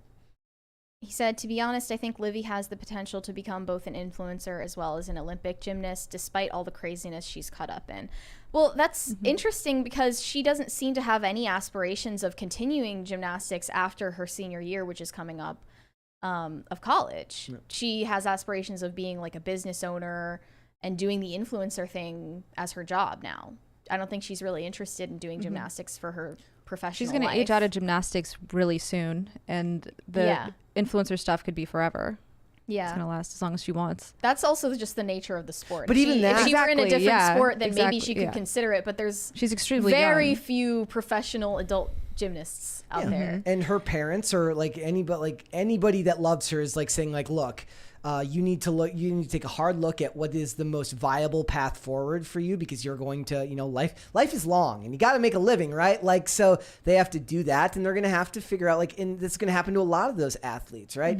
And even then, even if she was a higher ranking athlete, like, she's going to, like, they'll even say, like, you'll age out of that because, like, eventually is she going to want to get married? Is she going to want to have kids? Like, it's going to be a type of thing where it is kind of one of the downsides to being a woman is you're on a clock. A lot of times people consider you to be on a clock as far as these types of things. And it's something you can't approach with indignancy like so many feminists do. You have to approach it with a sense of realism and understand that it may not be fair, but that's the way of the world. Well, there's a biological clock, but there's also like an expiration date to being an influencer too. Absolutely. That's because what I mean. Once the looks fade, what do you have left, and like what do you want to remember? Activia with Jamie Lee Curtis. Yeah, you make. I wanted to get your perspective on this, Brett, because like it kind of reading about this kind of made me wish like I had been pushed into some like random hobby or sport or whatever at like a toddler age and just gotten really, really good at it, because like regardless of the fact that you didn't choose it, you can still become really good at something and find it fulfilling, even if it was your parents' idea in the first place. And that's what happened for her. And that's what happened for you. Hockey? Yeah. Yeah. I mean, look. I mean, you were pushed into a sport that you didn't necessarily choose. We just were for yourself. On ice skates before I could walk. Yeah. On the pond. But that's like, what that is, like, a lot of people, one of the biggest trends I see online that I really dislike is people who, like, they take a really negative approach to any parent that tries to share something with their kids. They're like, you're pushing your kid to do that. Like, to me, when your parent does it, it's a very, like, if you're taking the most unfair and grim view of it, it's like, yeah, they're forcing you into it. But if you're a balanced human being and you're not a nut job, what you understand is, like, this is something your parents loved and they're looking for a way to connect with you. So they're sharing something they loved themselves with you. Well, sometimes because it's not that. I'm Sometimes a lot speaking of from the- I'm just speaking from my experience, right? So I fell into that because my dad loved hockey and Yeah. I loved hockey too. But then he had to kind of accept that, like when I quit hockey for skating, he had to accept that, you know, I didn't want to play hockey past high school. I wanted to skate. That was what mattered. But then again, it's like you got into skating because of hockey. hockey. Yeah. So you would have never ended up doing that if he hadn't essentially forced you to do it. I say Right. I think everyone could benefit from getting involved in some type of, I agree, especially yeah. I had physical very activity. hands-off parents who didn't want to force me to do something like gymnastics. They're or a better different off doing sport. that. Pushing you into sports would have been a and not good letting you thing. quit. Like, I feel like that's a huge part of every childhood, is that point where you want to quit something and your parents don't let you, no matter how badly you want to. And in the long run, you end up it ends up being one of the best choices. Yeah. Like I really do think that everyone, not just like I started off in hockey and baseball, which were team sports, and moved to skating, which is a highly individual activity, which suits my personality better, right? You find yourself along the way, but it's also like that's I think that's also part of like guys are more prone to wanting to do sports. Thank you. Gotcha. Yeah. I think that I think there are like studies on this that men are more likely to have just a random hobby, like Multiple hobbies, or a lot of multiple times. random they say hobbies. men are They're more more interested likely in to go things. through like phases of My like dad- fixated interests, whereas women spend more of their time doing like unpaid labor, like childcare or housework or whatever, Yeah, or, like, and they- they spend their leisure time or their hobby time actually socializing with other women. Like their hobby would be having female friendships. So men are less. Well, we all know that's a lie. No, I'm kidding. It's a joke. Men need friendships with the same sex less than women do. Oh, I don't know if I disagree with that. I think. Well, I mean, this think is just the what they bros found are from the like bros. survey. Am I right, guys? This is what they found from like survey data of like Well, that survey what is goes wrong. away first when a woman is in a high stress environment where she's in survival mode. Her female friendships fall off first.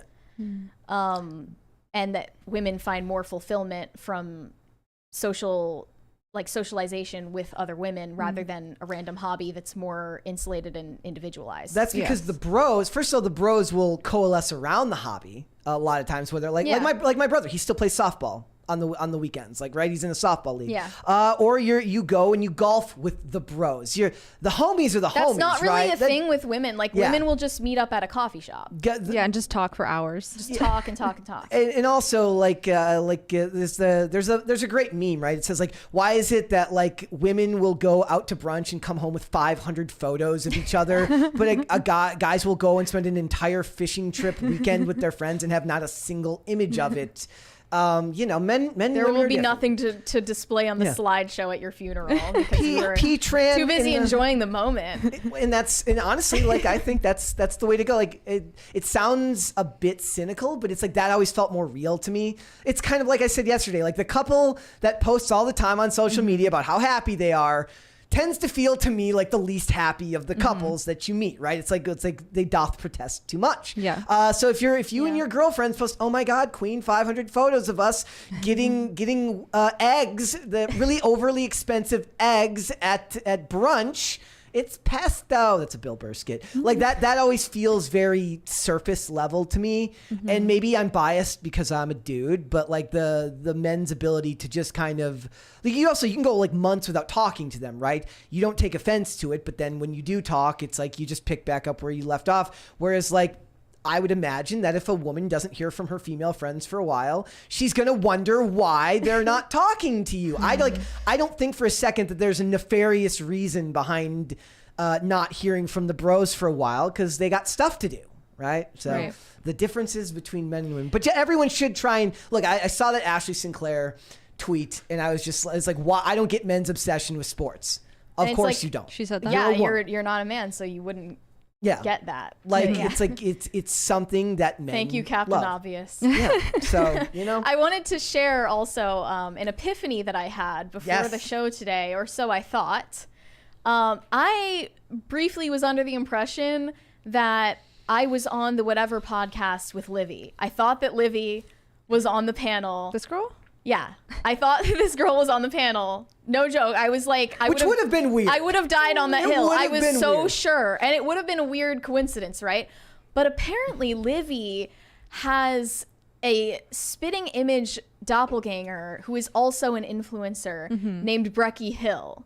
And What the hell? talk about a dark side of fame for Yeah. women. A dark side of fame for women is that if you have a doppelganger, she's going to start an Whoa. OnlyFans and make a bunch of money off of your simps. Let's look at the. That does look just like her. Right? Here's the video. Apparently they That's have beef. wild.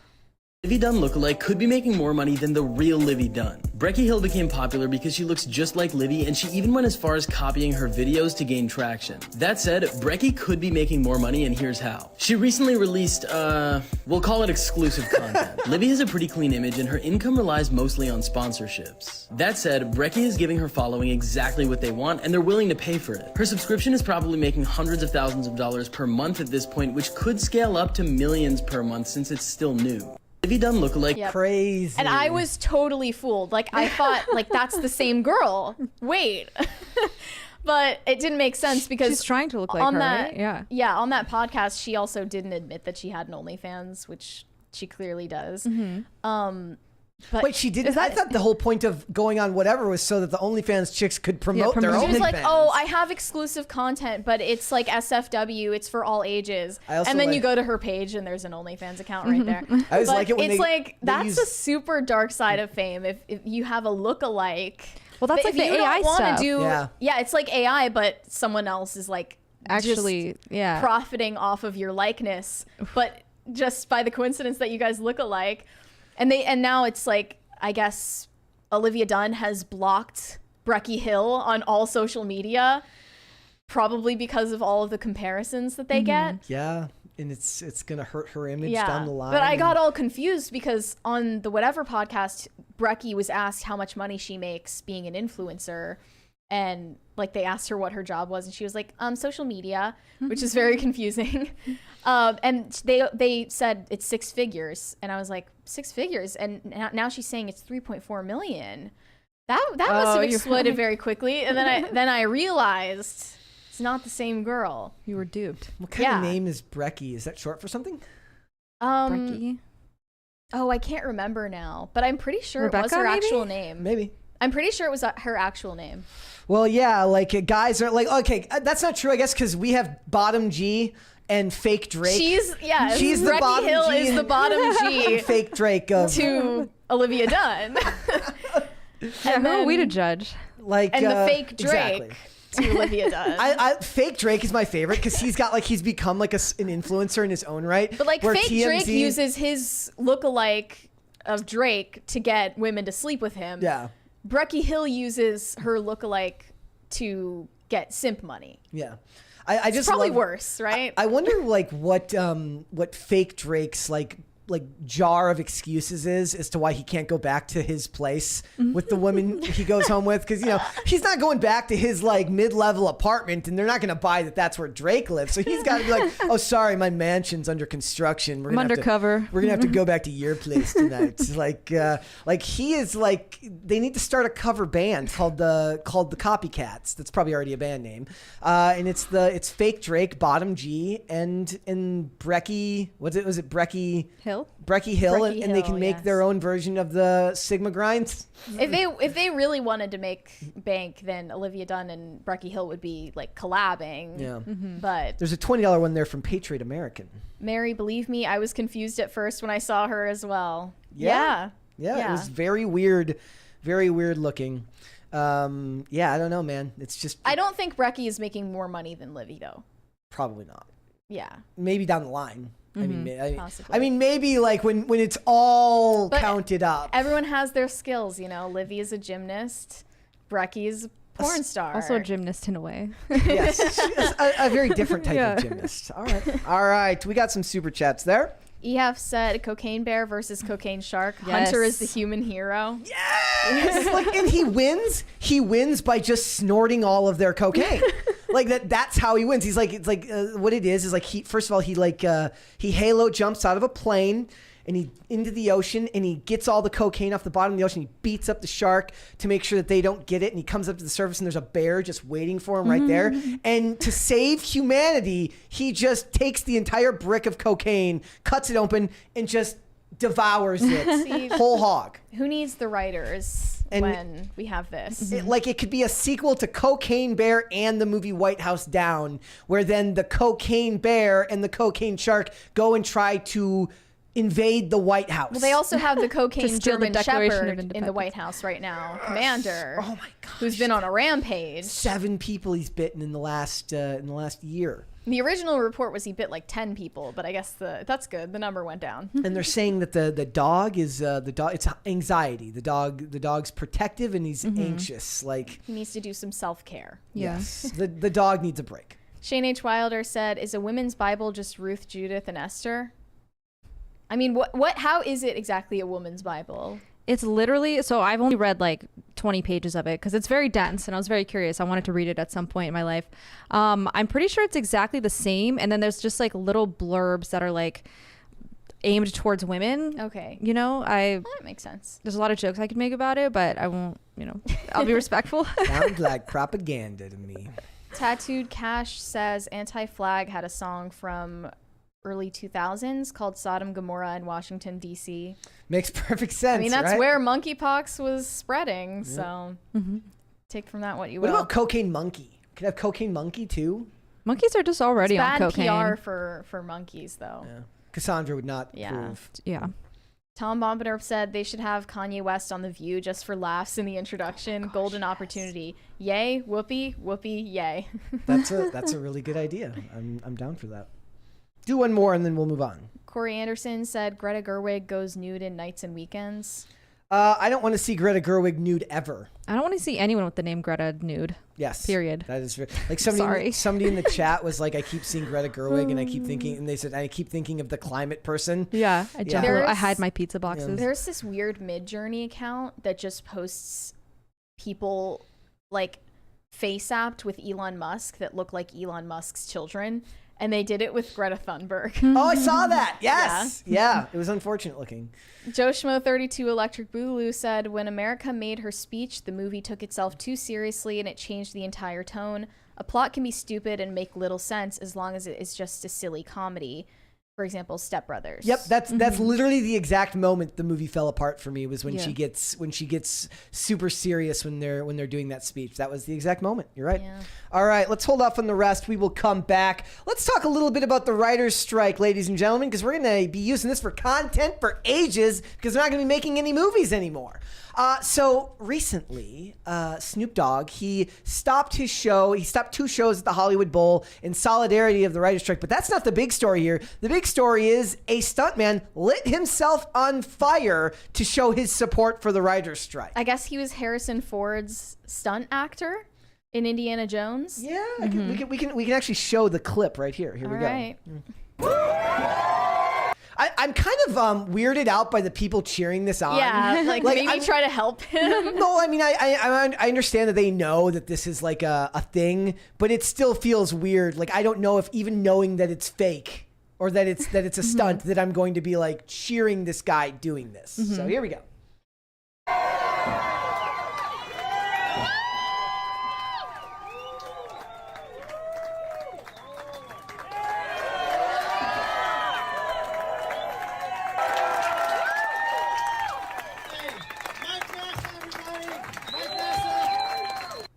And then the caption says, "We're tired of being burned by the American Picture Association." They just their language doesn't get any better.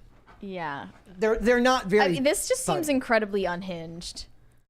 I mean, dramatic acts make for good headlines. Obviously, we're talking about it right now, but they have a messaging problem, and the messaging problem is that the average person just doesn't care. The average person has a family or a dog or somebody they care about more than literally, like they care about anything in the world more than they care about these actors, right? So you're gonna have a very hard time getting them to change for that. And is there anything that like about this that seems like do you remember the 2007 writer's strike, or do you remember that time period? Not really. Not really? I don't think Like- I was paying attention at that time. A lot of reality TV, like a lot of what we have for reality TV was like born out of that time period now. And it's like, you don't have as much, like I don't care about the reality TV stars, but I don't care about the actors either. But the reality TV stars don't get to be as entitled as the actors do. Right? And they're going to keep making gestures like this. So Another update is that NBC Universal has now had to pay a $250 fine for trimming the trees along the LA sidewalk that was providing shade to actors and writers that were protesting outside. See, man, if I if don't all think it that they'll takes be is hurting from the $250 fine. If all Yeah. it costs is a fine, all you're saying is Worth that it. it's legal for a price. That's, Yeah. that's what the Worth it. government says, right? That it's if you need to smoke out the writers and the actors who are trying to use your trees for shade, and all it costs you is $250 to get them to leave. Score. Next thing you're gonna put like mirrors up there to like reflect the sun hotter down on them. I'm surprised that they stopped taking the Twitter logo off the building in San Francisco when all they were going to get is a fine. Yeah, does Elon Like, care? it's not like the police can arrest you for doing that. Yeah.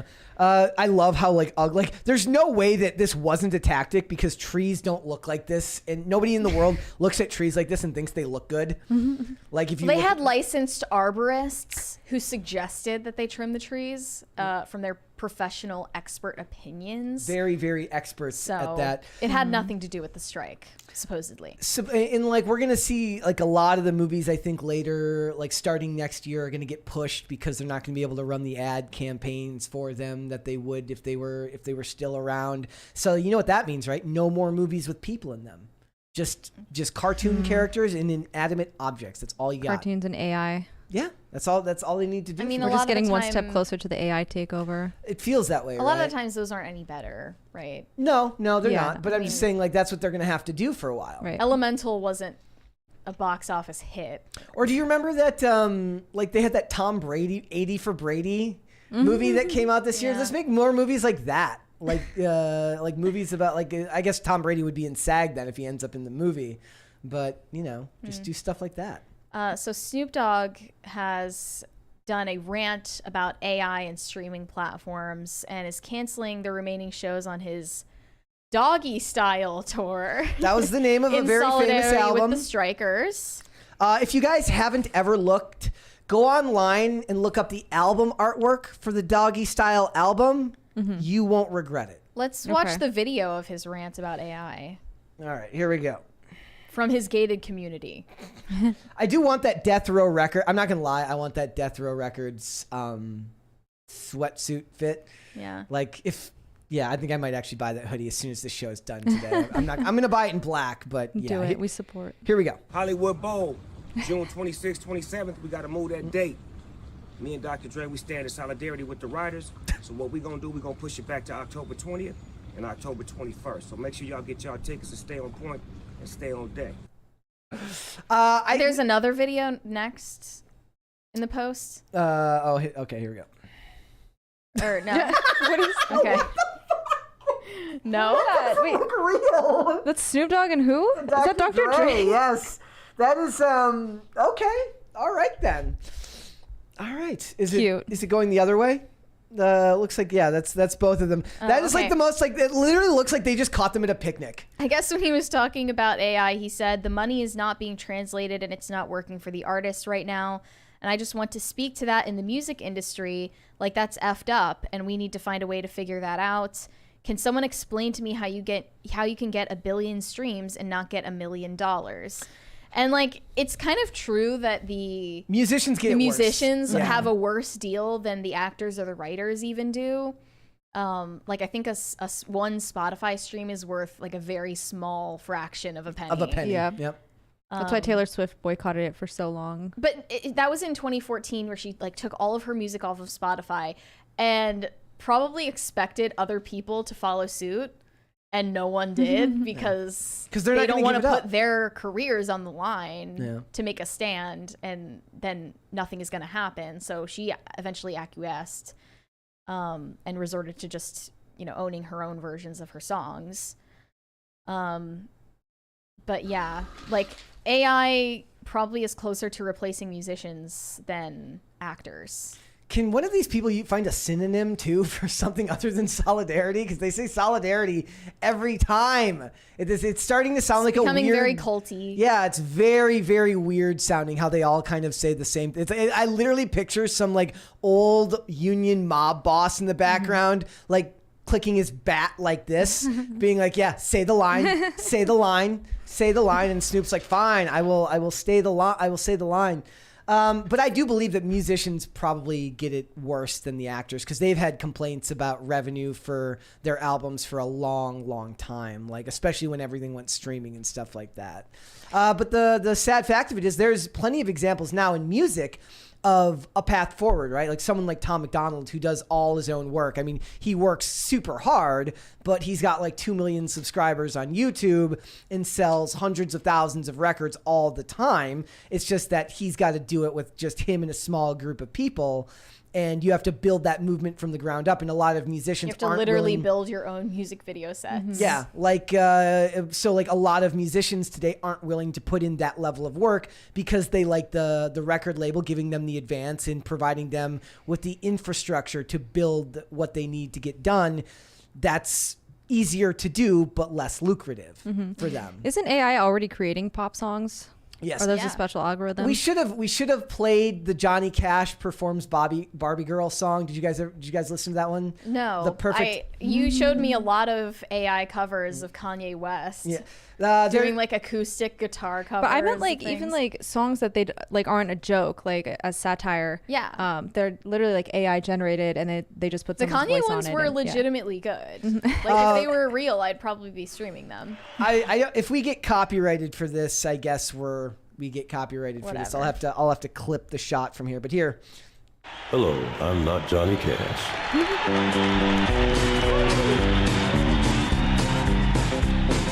I'm a Barbie girl in a Barbie world. Life in plastic, it's fantastic. This is Mary's theme song. Kind of perfect. Like a perfect fusion. Undress me everywhere. Oh, come on, Barbie, let's go party. You could tell me this was real, and I'd believe you. Yeah. This is good.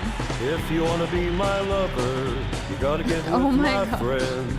Make it last forever. Friendship never ends. Put my hands up to play my... Yeah, we're gonna. I don't know who owns the rights to that, or if anyone owns the rights to that. But yeah. That's what I have noticed is a lot of the AI sounds like there's the really funny one of Britney Spears doing like Bye Bye Bye, and it sounds literally exactly like it's just that song but with a different voice. There's no actual art to it because it just sounds like the song but with a different person singing it. There's no flourish that actually denotes the artist doing the take themselves. Right. But these artists But are it's gonna have something to... you would only notice is AI generated once you've been told that. Yeah. You know. And we're going to have to deal with this because look, we had the AI there's AI influencers, there was FN Mecca, the AI rapper who was completely made up. There are already tons of AI influencers. Yeah. That are completely built from the ground up by companies that have to their do own brand deals. That have their own, or even like have their own like causes that they champion, like their own like they're activists. Activist organizations. There were also some voice actors at Comic-Con that decried AI replacing them. Quote, "We've lost control over what our voice could say." I would say the same thing to the people who wrote stories like The Little Mermaid and Snow White, who told these stories back in the 1800s and now have to, if they were alive, would have to see them getting butchered for the sake of modernity. Yeah. Which is Snow White disgusting. was like the only princess that represented me. Because I grew up, I was like, I don't have blonde hair, I don't have blue eyes. I'm not like that stereotypical Persian where I'm like tan with dark hair and dark eyes. So having Snow White was like the one representative of like a Disney princess that I had. Yeah. And so I'm a little hurt. They're and then like I didn't see as many people complaining about Jasmine in the The live action Aladdin remake? Yeah. Like it was, I mean, some people did, but all the attention seemed to go to Will Smith playing the genie in that movie. That was the big controversy for that one.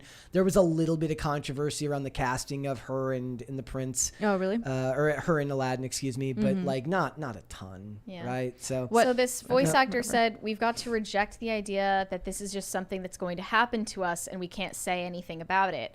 I think it definitely could devastate the entertainment industry. The question is whether we're going to let that happen."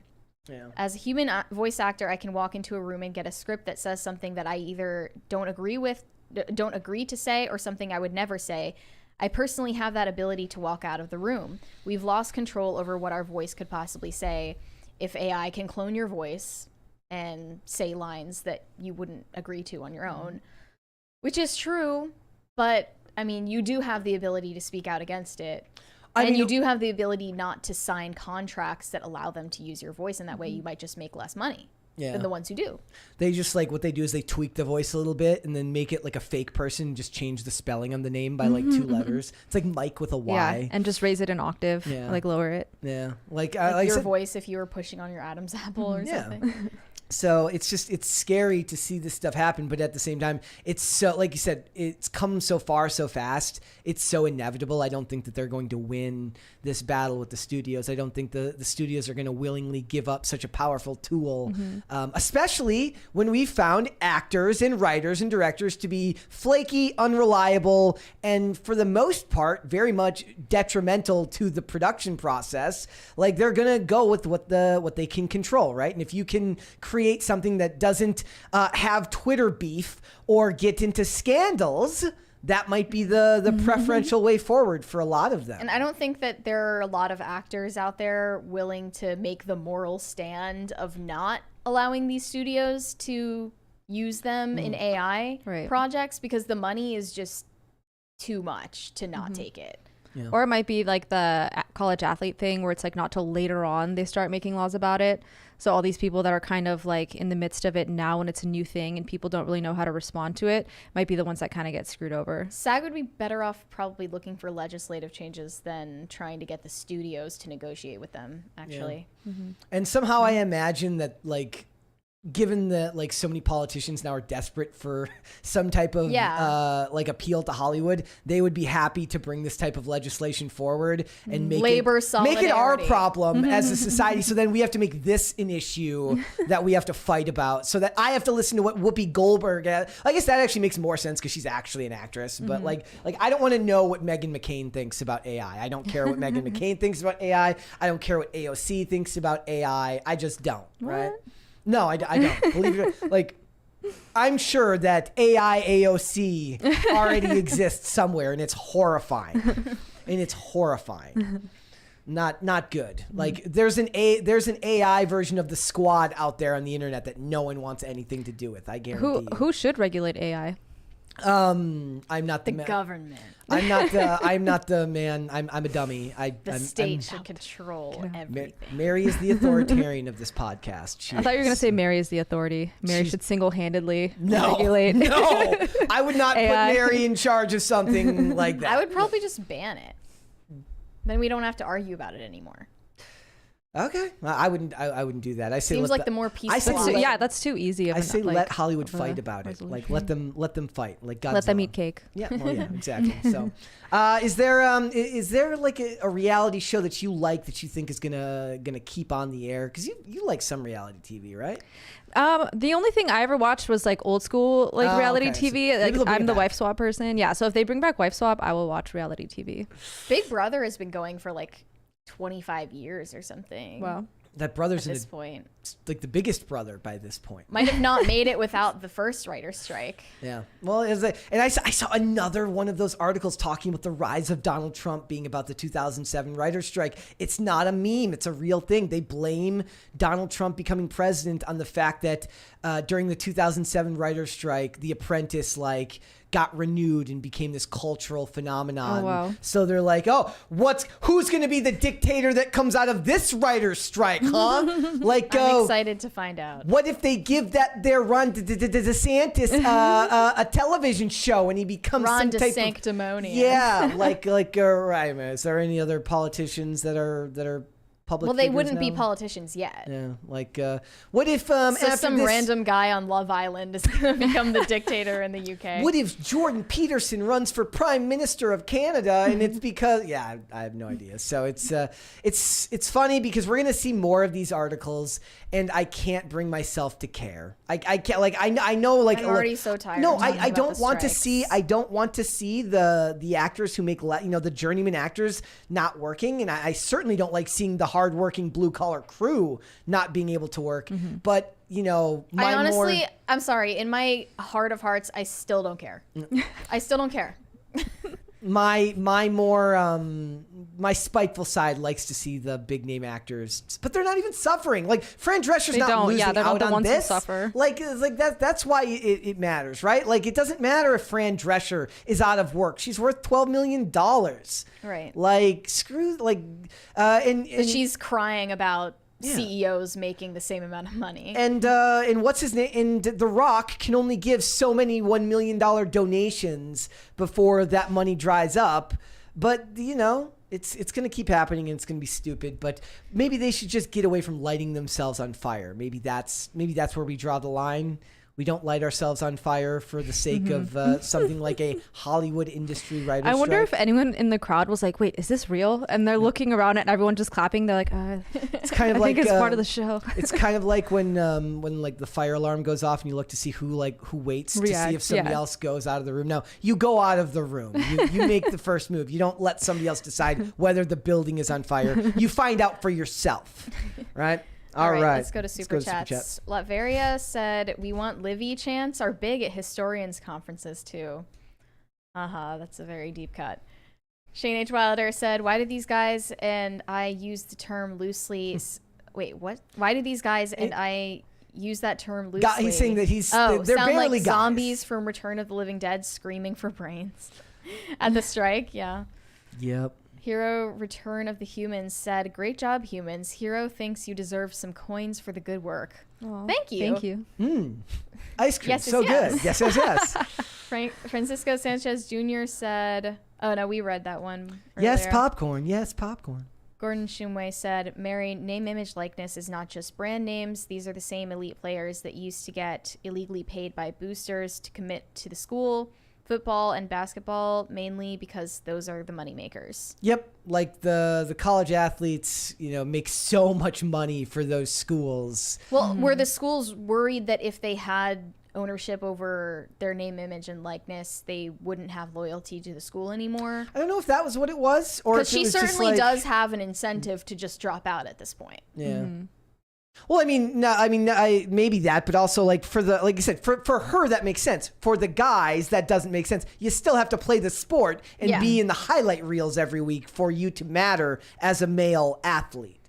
Female athlete can just post thirst traps. I feel like there has to have been a male athlete out there that wasn't very good, but was just very handsome. Like I'll do my research on that, but I feel like she's like, I will circle back. I will do extensive research on this, she says, and I will figure out the answer to that. I'm sure that exists. I feel like I've seen that storyline in like a movie or a television show where somebody or they're just really dumb but they're handsome and everyone's like, it's okay because you're handsome. Is it 22 Jump Street? Maybe. Where Channing Tatum joins the football team. Corey Anderson said, Mary is right. I'm in my 40s and I have no friends. Okay. Female or male? Yeah, but I mean, it's a universal truth that like as you get older, you just your circle of friends gets smaller. It's just the way it is. Everybody has their own life. Everybody has their own things growing up. And like, what do you consider friend? Like do you call is that? I mean, like it's proven that people in the 90s or 2000s or 2010s had more people they would consider close friends than they do today, male and female. That's universal. That because people of like social media. I mean, I'm sure that's a factor in it, but it's also like the fact that people have to move across the country for jobs and for school way more often now. And like they're finding communities online. That's true.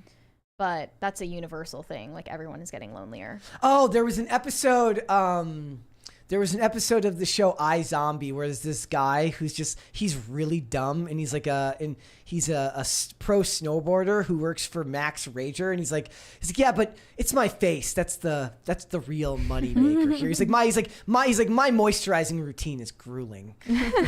He's literally Patrick Bateman. Basically, yeah. Shane H. Wilder said, I just picture Beavis shouting fire. Corey Anderson said, nothing says gangsta like standing in solidarity with the writers. Like that picture of Hardcore. That picture of him and Dr. Dre might be the least like. That looks like it was Shane from H. 80 for Wilder Brady. said Snoop and Dre are touching a different kind of grass. Yeah. Oh man, well they get older. Though at the same time, people then will also make fun of them for like trying to hold on to your like super like gangster. Yeah, that image would be more when you're a cringe. multimillionaire who like owns a headphone At least they're company. embracing it. Yeah. You know? Yeah. Well, and plus, like Snoop Dogg has become kind of like Bill Murray, where like he's known for like the joke's always like Snoop Dogg completed the game years ago. He's just doing side quests now. It's like, why is Snoop Dogg hanging out with Martha Stewart? Let's find Is out. Lana Del Rey pulling a Bill Murray? Yes, no, she Yep. is. I said that I said she's kind of like the female Bill Or Murray is right she now. just kind of vibing and living her life? Like, I mean, I don't think it's a PR stunt because she's never done PR stunts. She never promotes her work anyway. Like, she doesn't care whether anyone listens. I mean, I don't think the Bill Murray one was either. Like, it wasn't for anything in specific. It's like, ooh, look at this. He was Bill just Murray. like, I've achieved everything. What else can I do now? Bill Murray, he gets behind the bar. He bartends. Whoa, that's so crazy. Like it always appeared kind of manufactured to me. That's just me though. I could be completely wrong. What do I know? And then people got very mad at me about that. I'm like, look, I still love Ghostbusters. I still love Bill Murray as an actor. I especially love What About Bob? Which, by the way, if you listen to it with different music, makes it a horror movie. Oh wow. Yeah, like Deranged stalker. Yeah, that shows up at your doorstep. If you, I encourage you, Mary, to watch What About Bob, and then just imagine if the music wasn't irreverent. Like it's Okay. you have to watch it. But it's that movie now is a whole lot scarier if you think about stalkers. Like They should remake it as a horror movie. Livvy Dunne could have her very own. Like if Livvy Dunne becomes a psychologist, she could very much have her own What About Bob, right? Yeah. All right, guys, before we go, would you hit the like button on this video and would you subscribe to this channel if you have not done so already? Thank you very much for that. Sarah, thank you so much. Thank you. You can go to castbrew.com. We just added a whole bunch of new flavors and blends as well as a decaf coffee. So castbrew.com, get yourself some coffee and support us. Wait, what are the new blends? One is called a Mr. Boca's Pumpkin Spice. Wait, shouldn't that have been saved for Halloween? Yeah. But pumpkin spice is good year round for suburban white women, right? Yeah, that's you know? true. It's like that meme says like it's all the women in their vests in blue jeans and says if all the spellings of Ashley were a photo. It's just a bunch of like white women outside of like it literally looks like a greeting card. Like a pumpkin patch. Yeah, it does. All right. What are the other ones? The other ones that we added are Stand Your Ground, Whole Bean, and as well as Ground. We also have 2 decaf blends. One is called Unwoke and the other is called Sleepy Joe. Unwoke. The decaf one is unwoke. Yes. Are you okay? Yes. I'm good. He needs a cup of coffee. Yes. Mary, where can they find you? You can send me validation on Instagram at Mary Archived, or you can send me hate on Twitter or X or whatever you want to call it. Also Mary Archived. And there's one more super chat there from Ryle Kittenhouse. The bird that is the bald eagle. All right, guys. On that note, I have to make sure my voice is not gone. What if tomorrow I can't do the show because my voice is Were gone? you talking too much? No, I don't think so. I mean, I'm always talking too much. The show is a lot. Like, I bet you if we did like a survey of like the highest ranked shows, there's a direct corollary with like how few words I say and how high ranked the show is. It would make perfect sense. Guys, hit the like button on this video. Subscribe to this channel if you have not done so already. Thank you very much. If you'd like to follow me, you can follow me on Instagram and X, I guess, at Brett Dasovic on both of those platforms. This show is here Monday through Friday, 3 p.m. Eastern Standard Time. That is noon Pacific. If you would like to listen to the audio version of this podcast, we are on Amazon Music, Apple Podcasts, Pandora, and Spotify. We have one more super chat there from Braymont. I'll say it again. Should have been called Hocus Pocus. That's a no. good See, idea. actually, That's this a is great this is a bone of contention to me because I refuse to. I call him Bucko. I will not type out Bocus because Bocus with a K is weird. It should be Bocus with a C, like Hocus Pocus. Like But the you movie. do you call him Bocus. Yes, but I won't type out Bocus anymore because I refuse to say Bocus with a K. It's just Whatever. wrong. It's controversial. Yes, it's very controversial. So yes, this show is here 3 p.m. Eastern Standard Time, noon Pacific, Amazon Music, Apple Podcasts, Pandora, and Spotify. And if you would like to follow the show on social media, we are on X at popculture_show. Facebook and TikTok at Pop Culture Crisis, and on Instagram at Pop Culture Crisis Pod. We'll be back with another episode tomorrow. We'll see you then, guys. Bye. Later. Bye.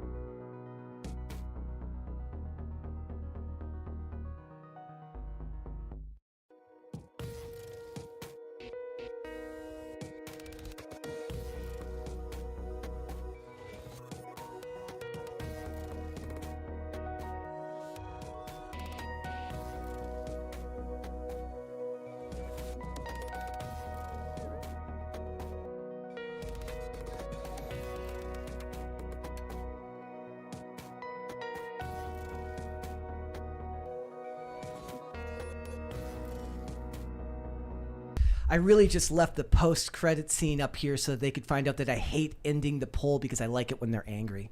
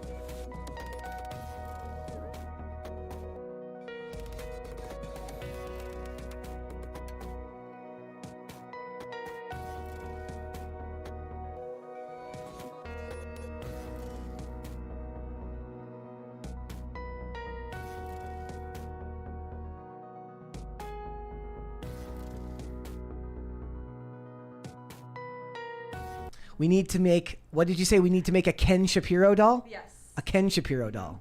I think it's a good idea. It's a good idea.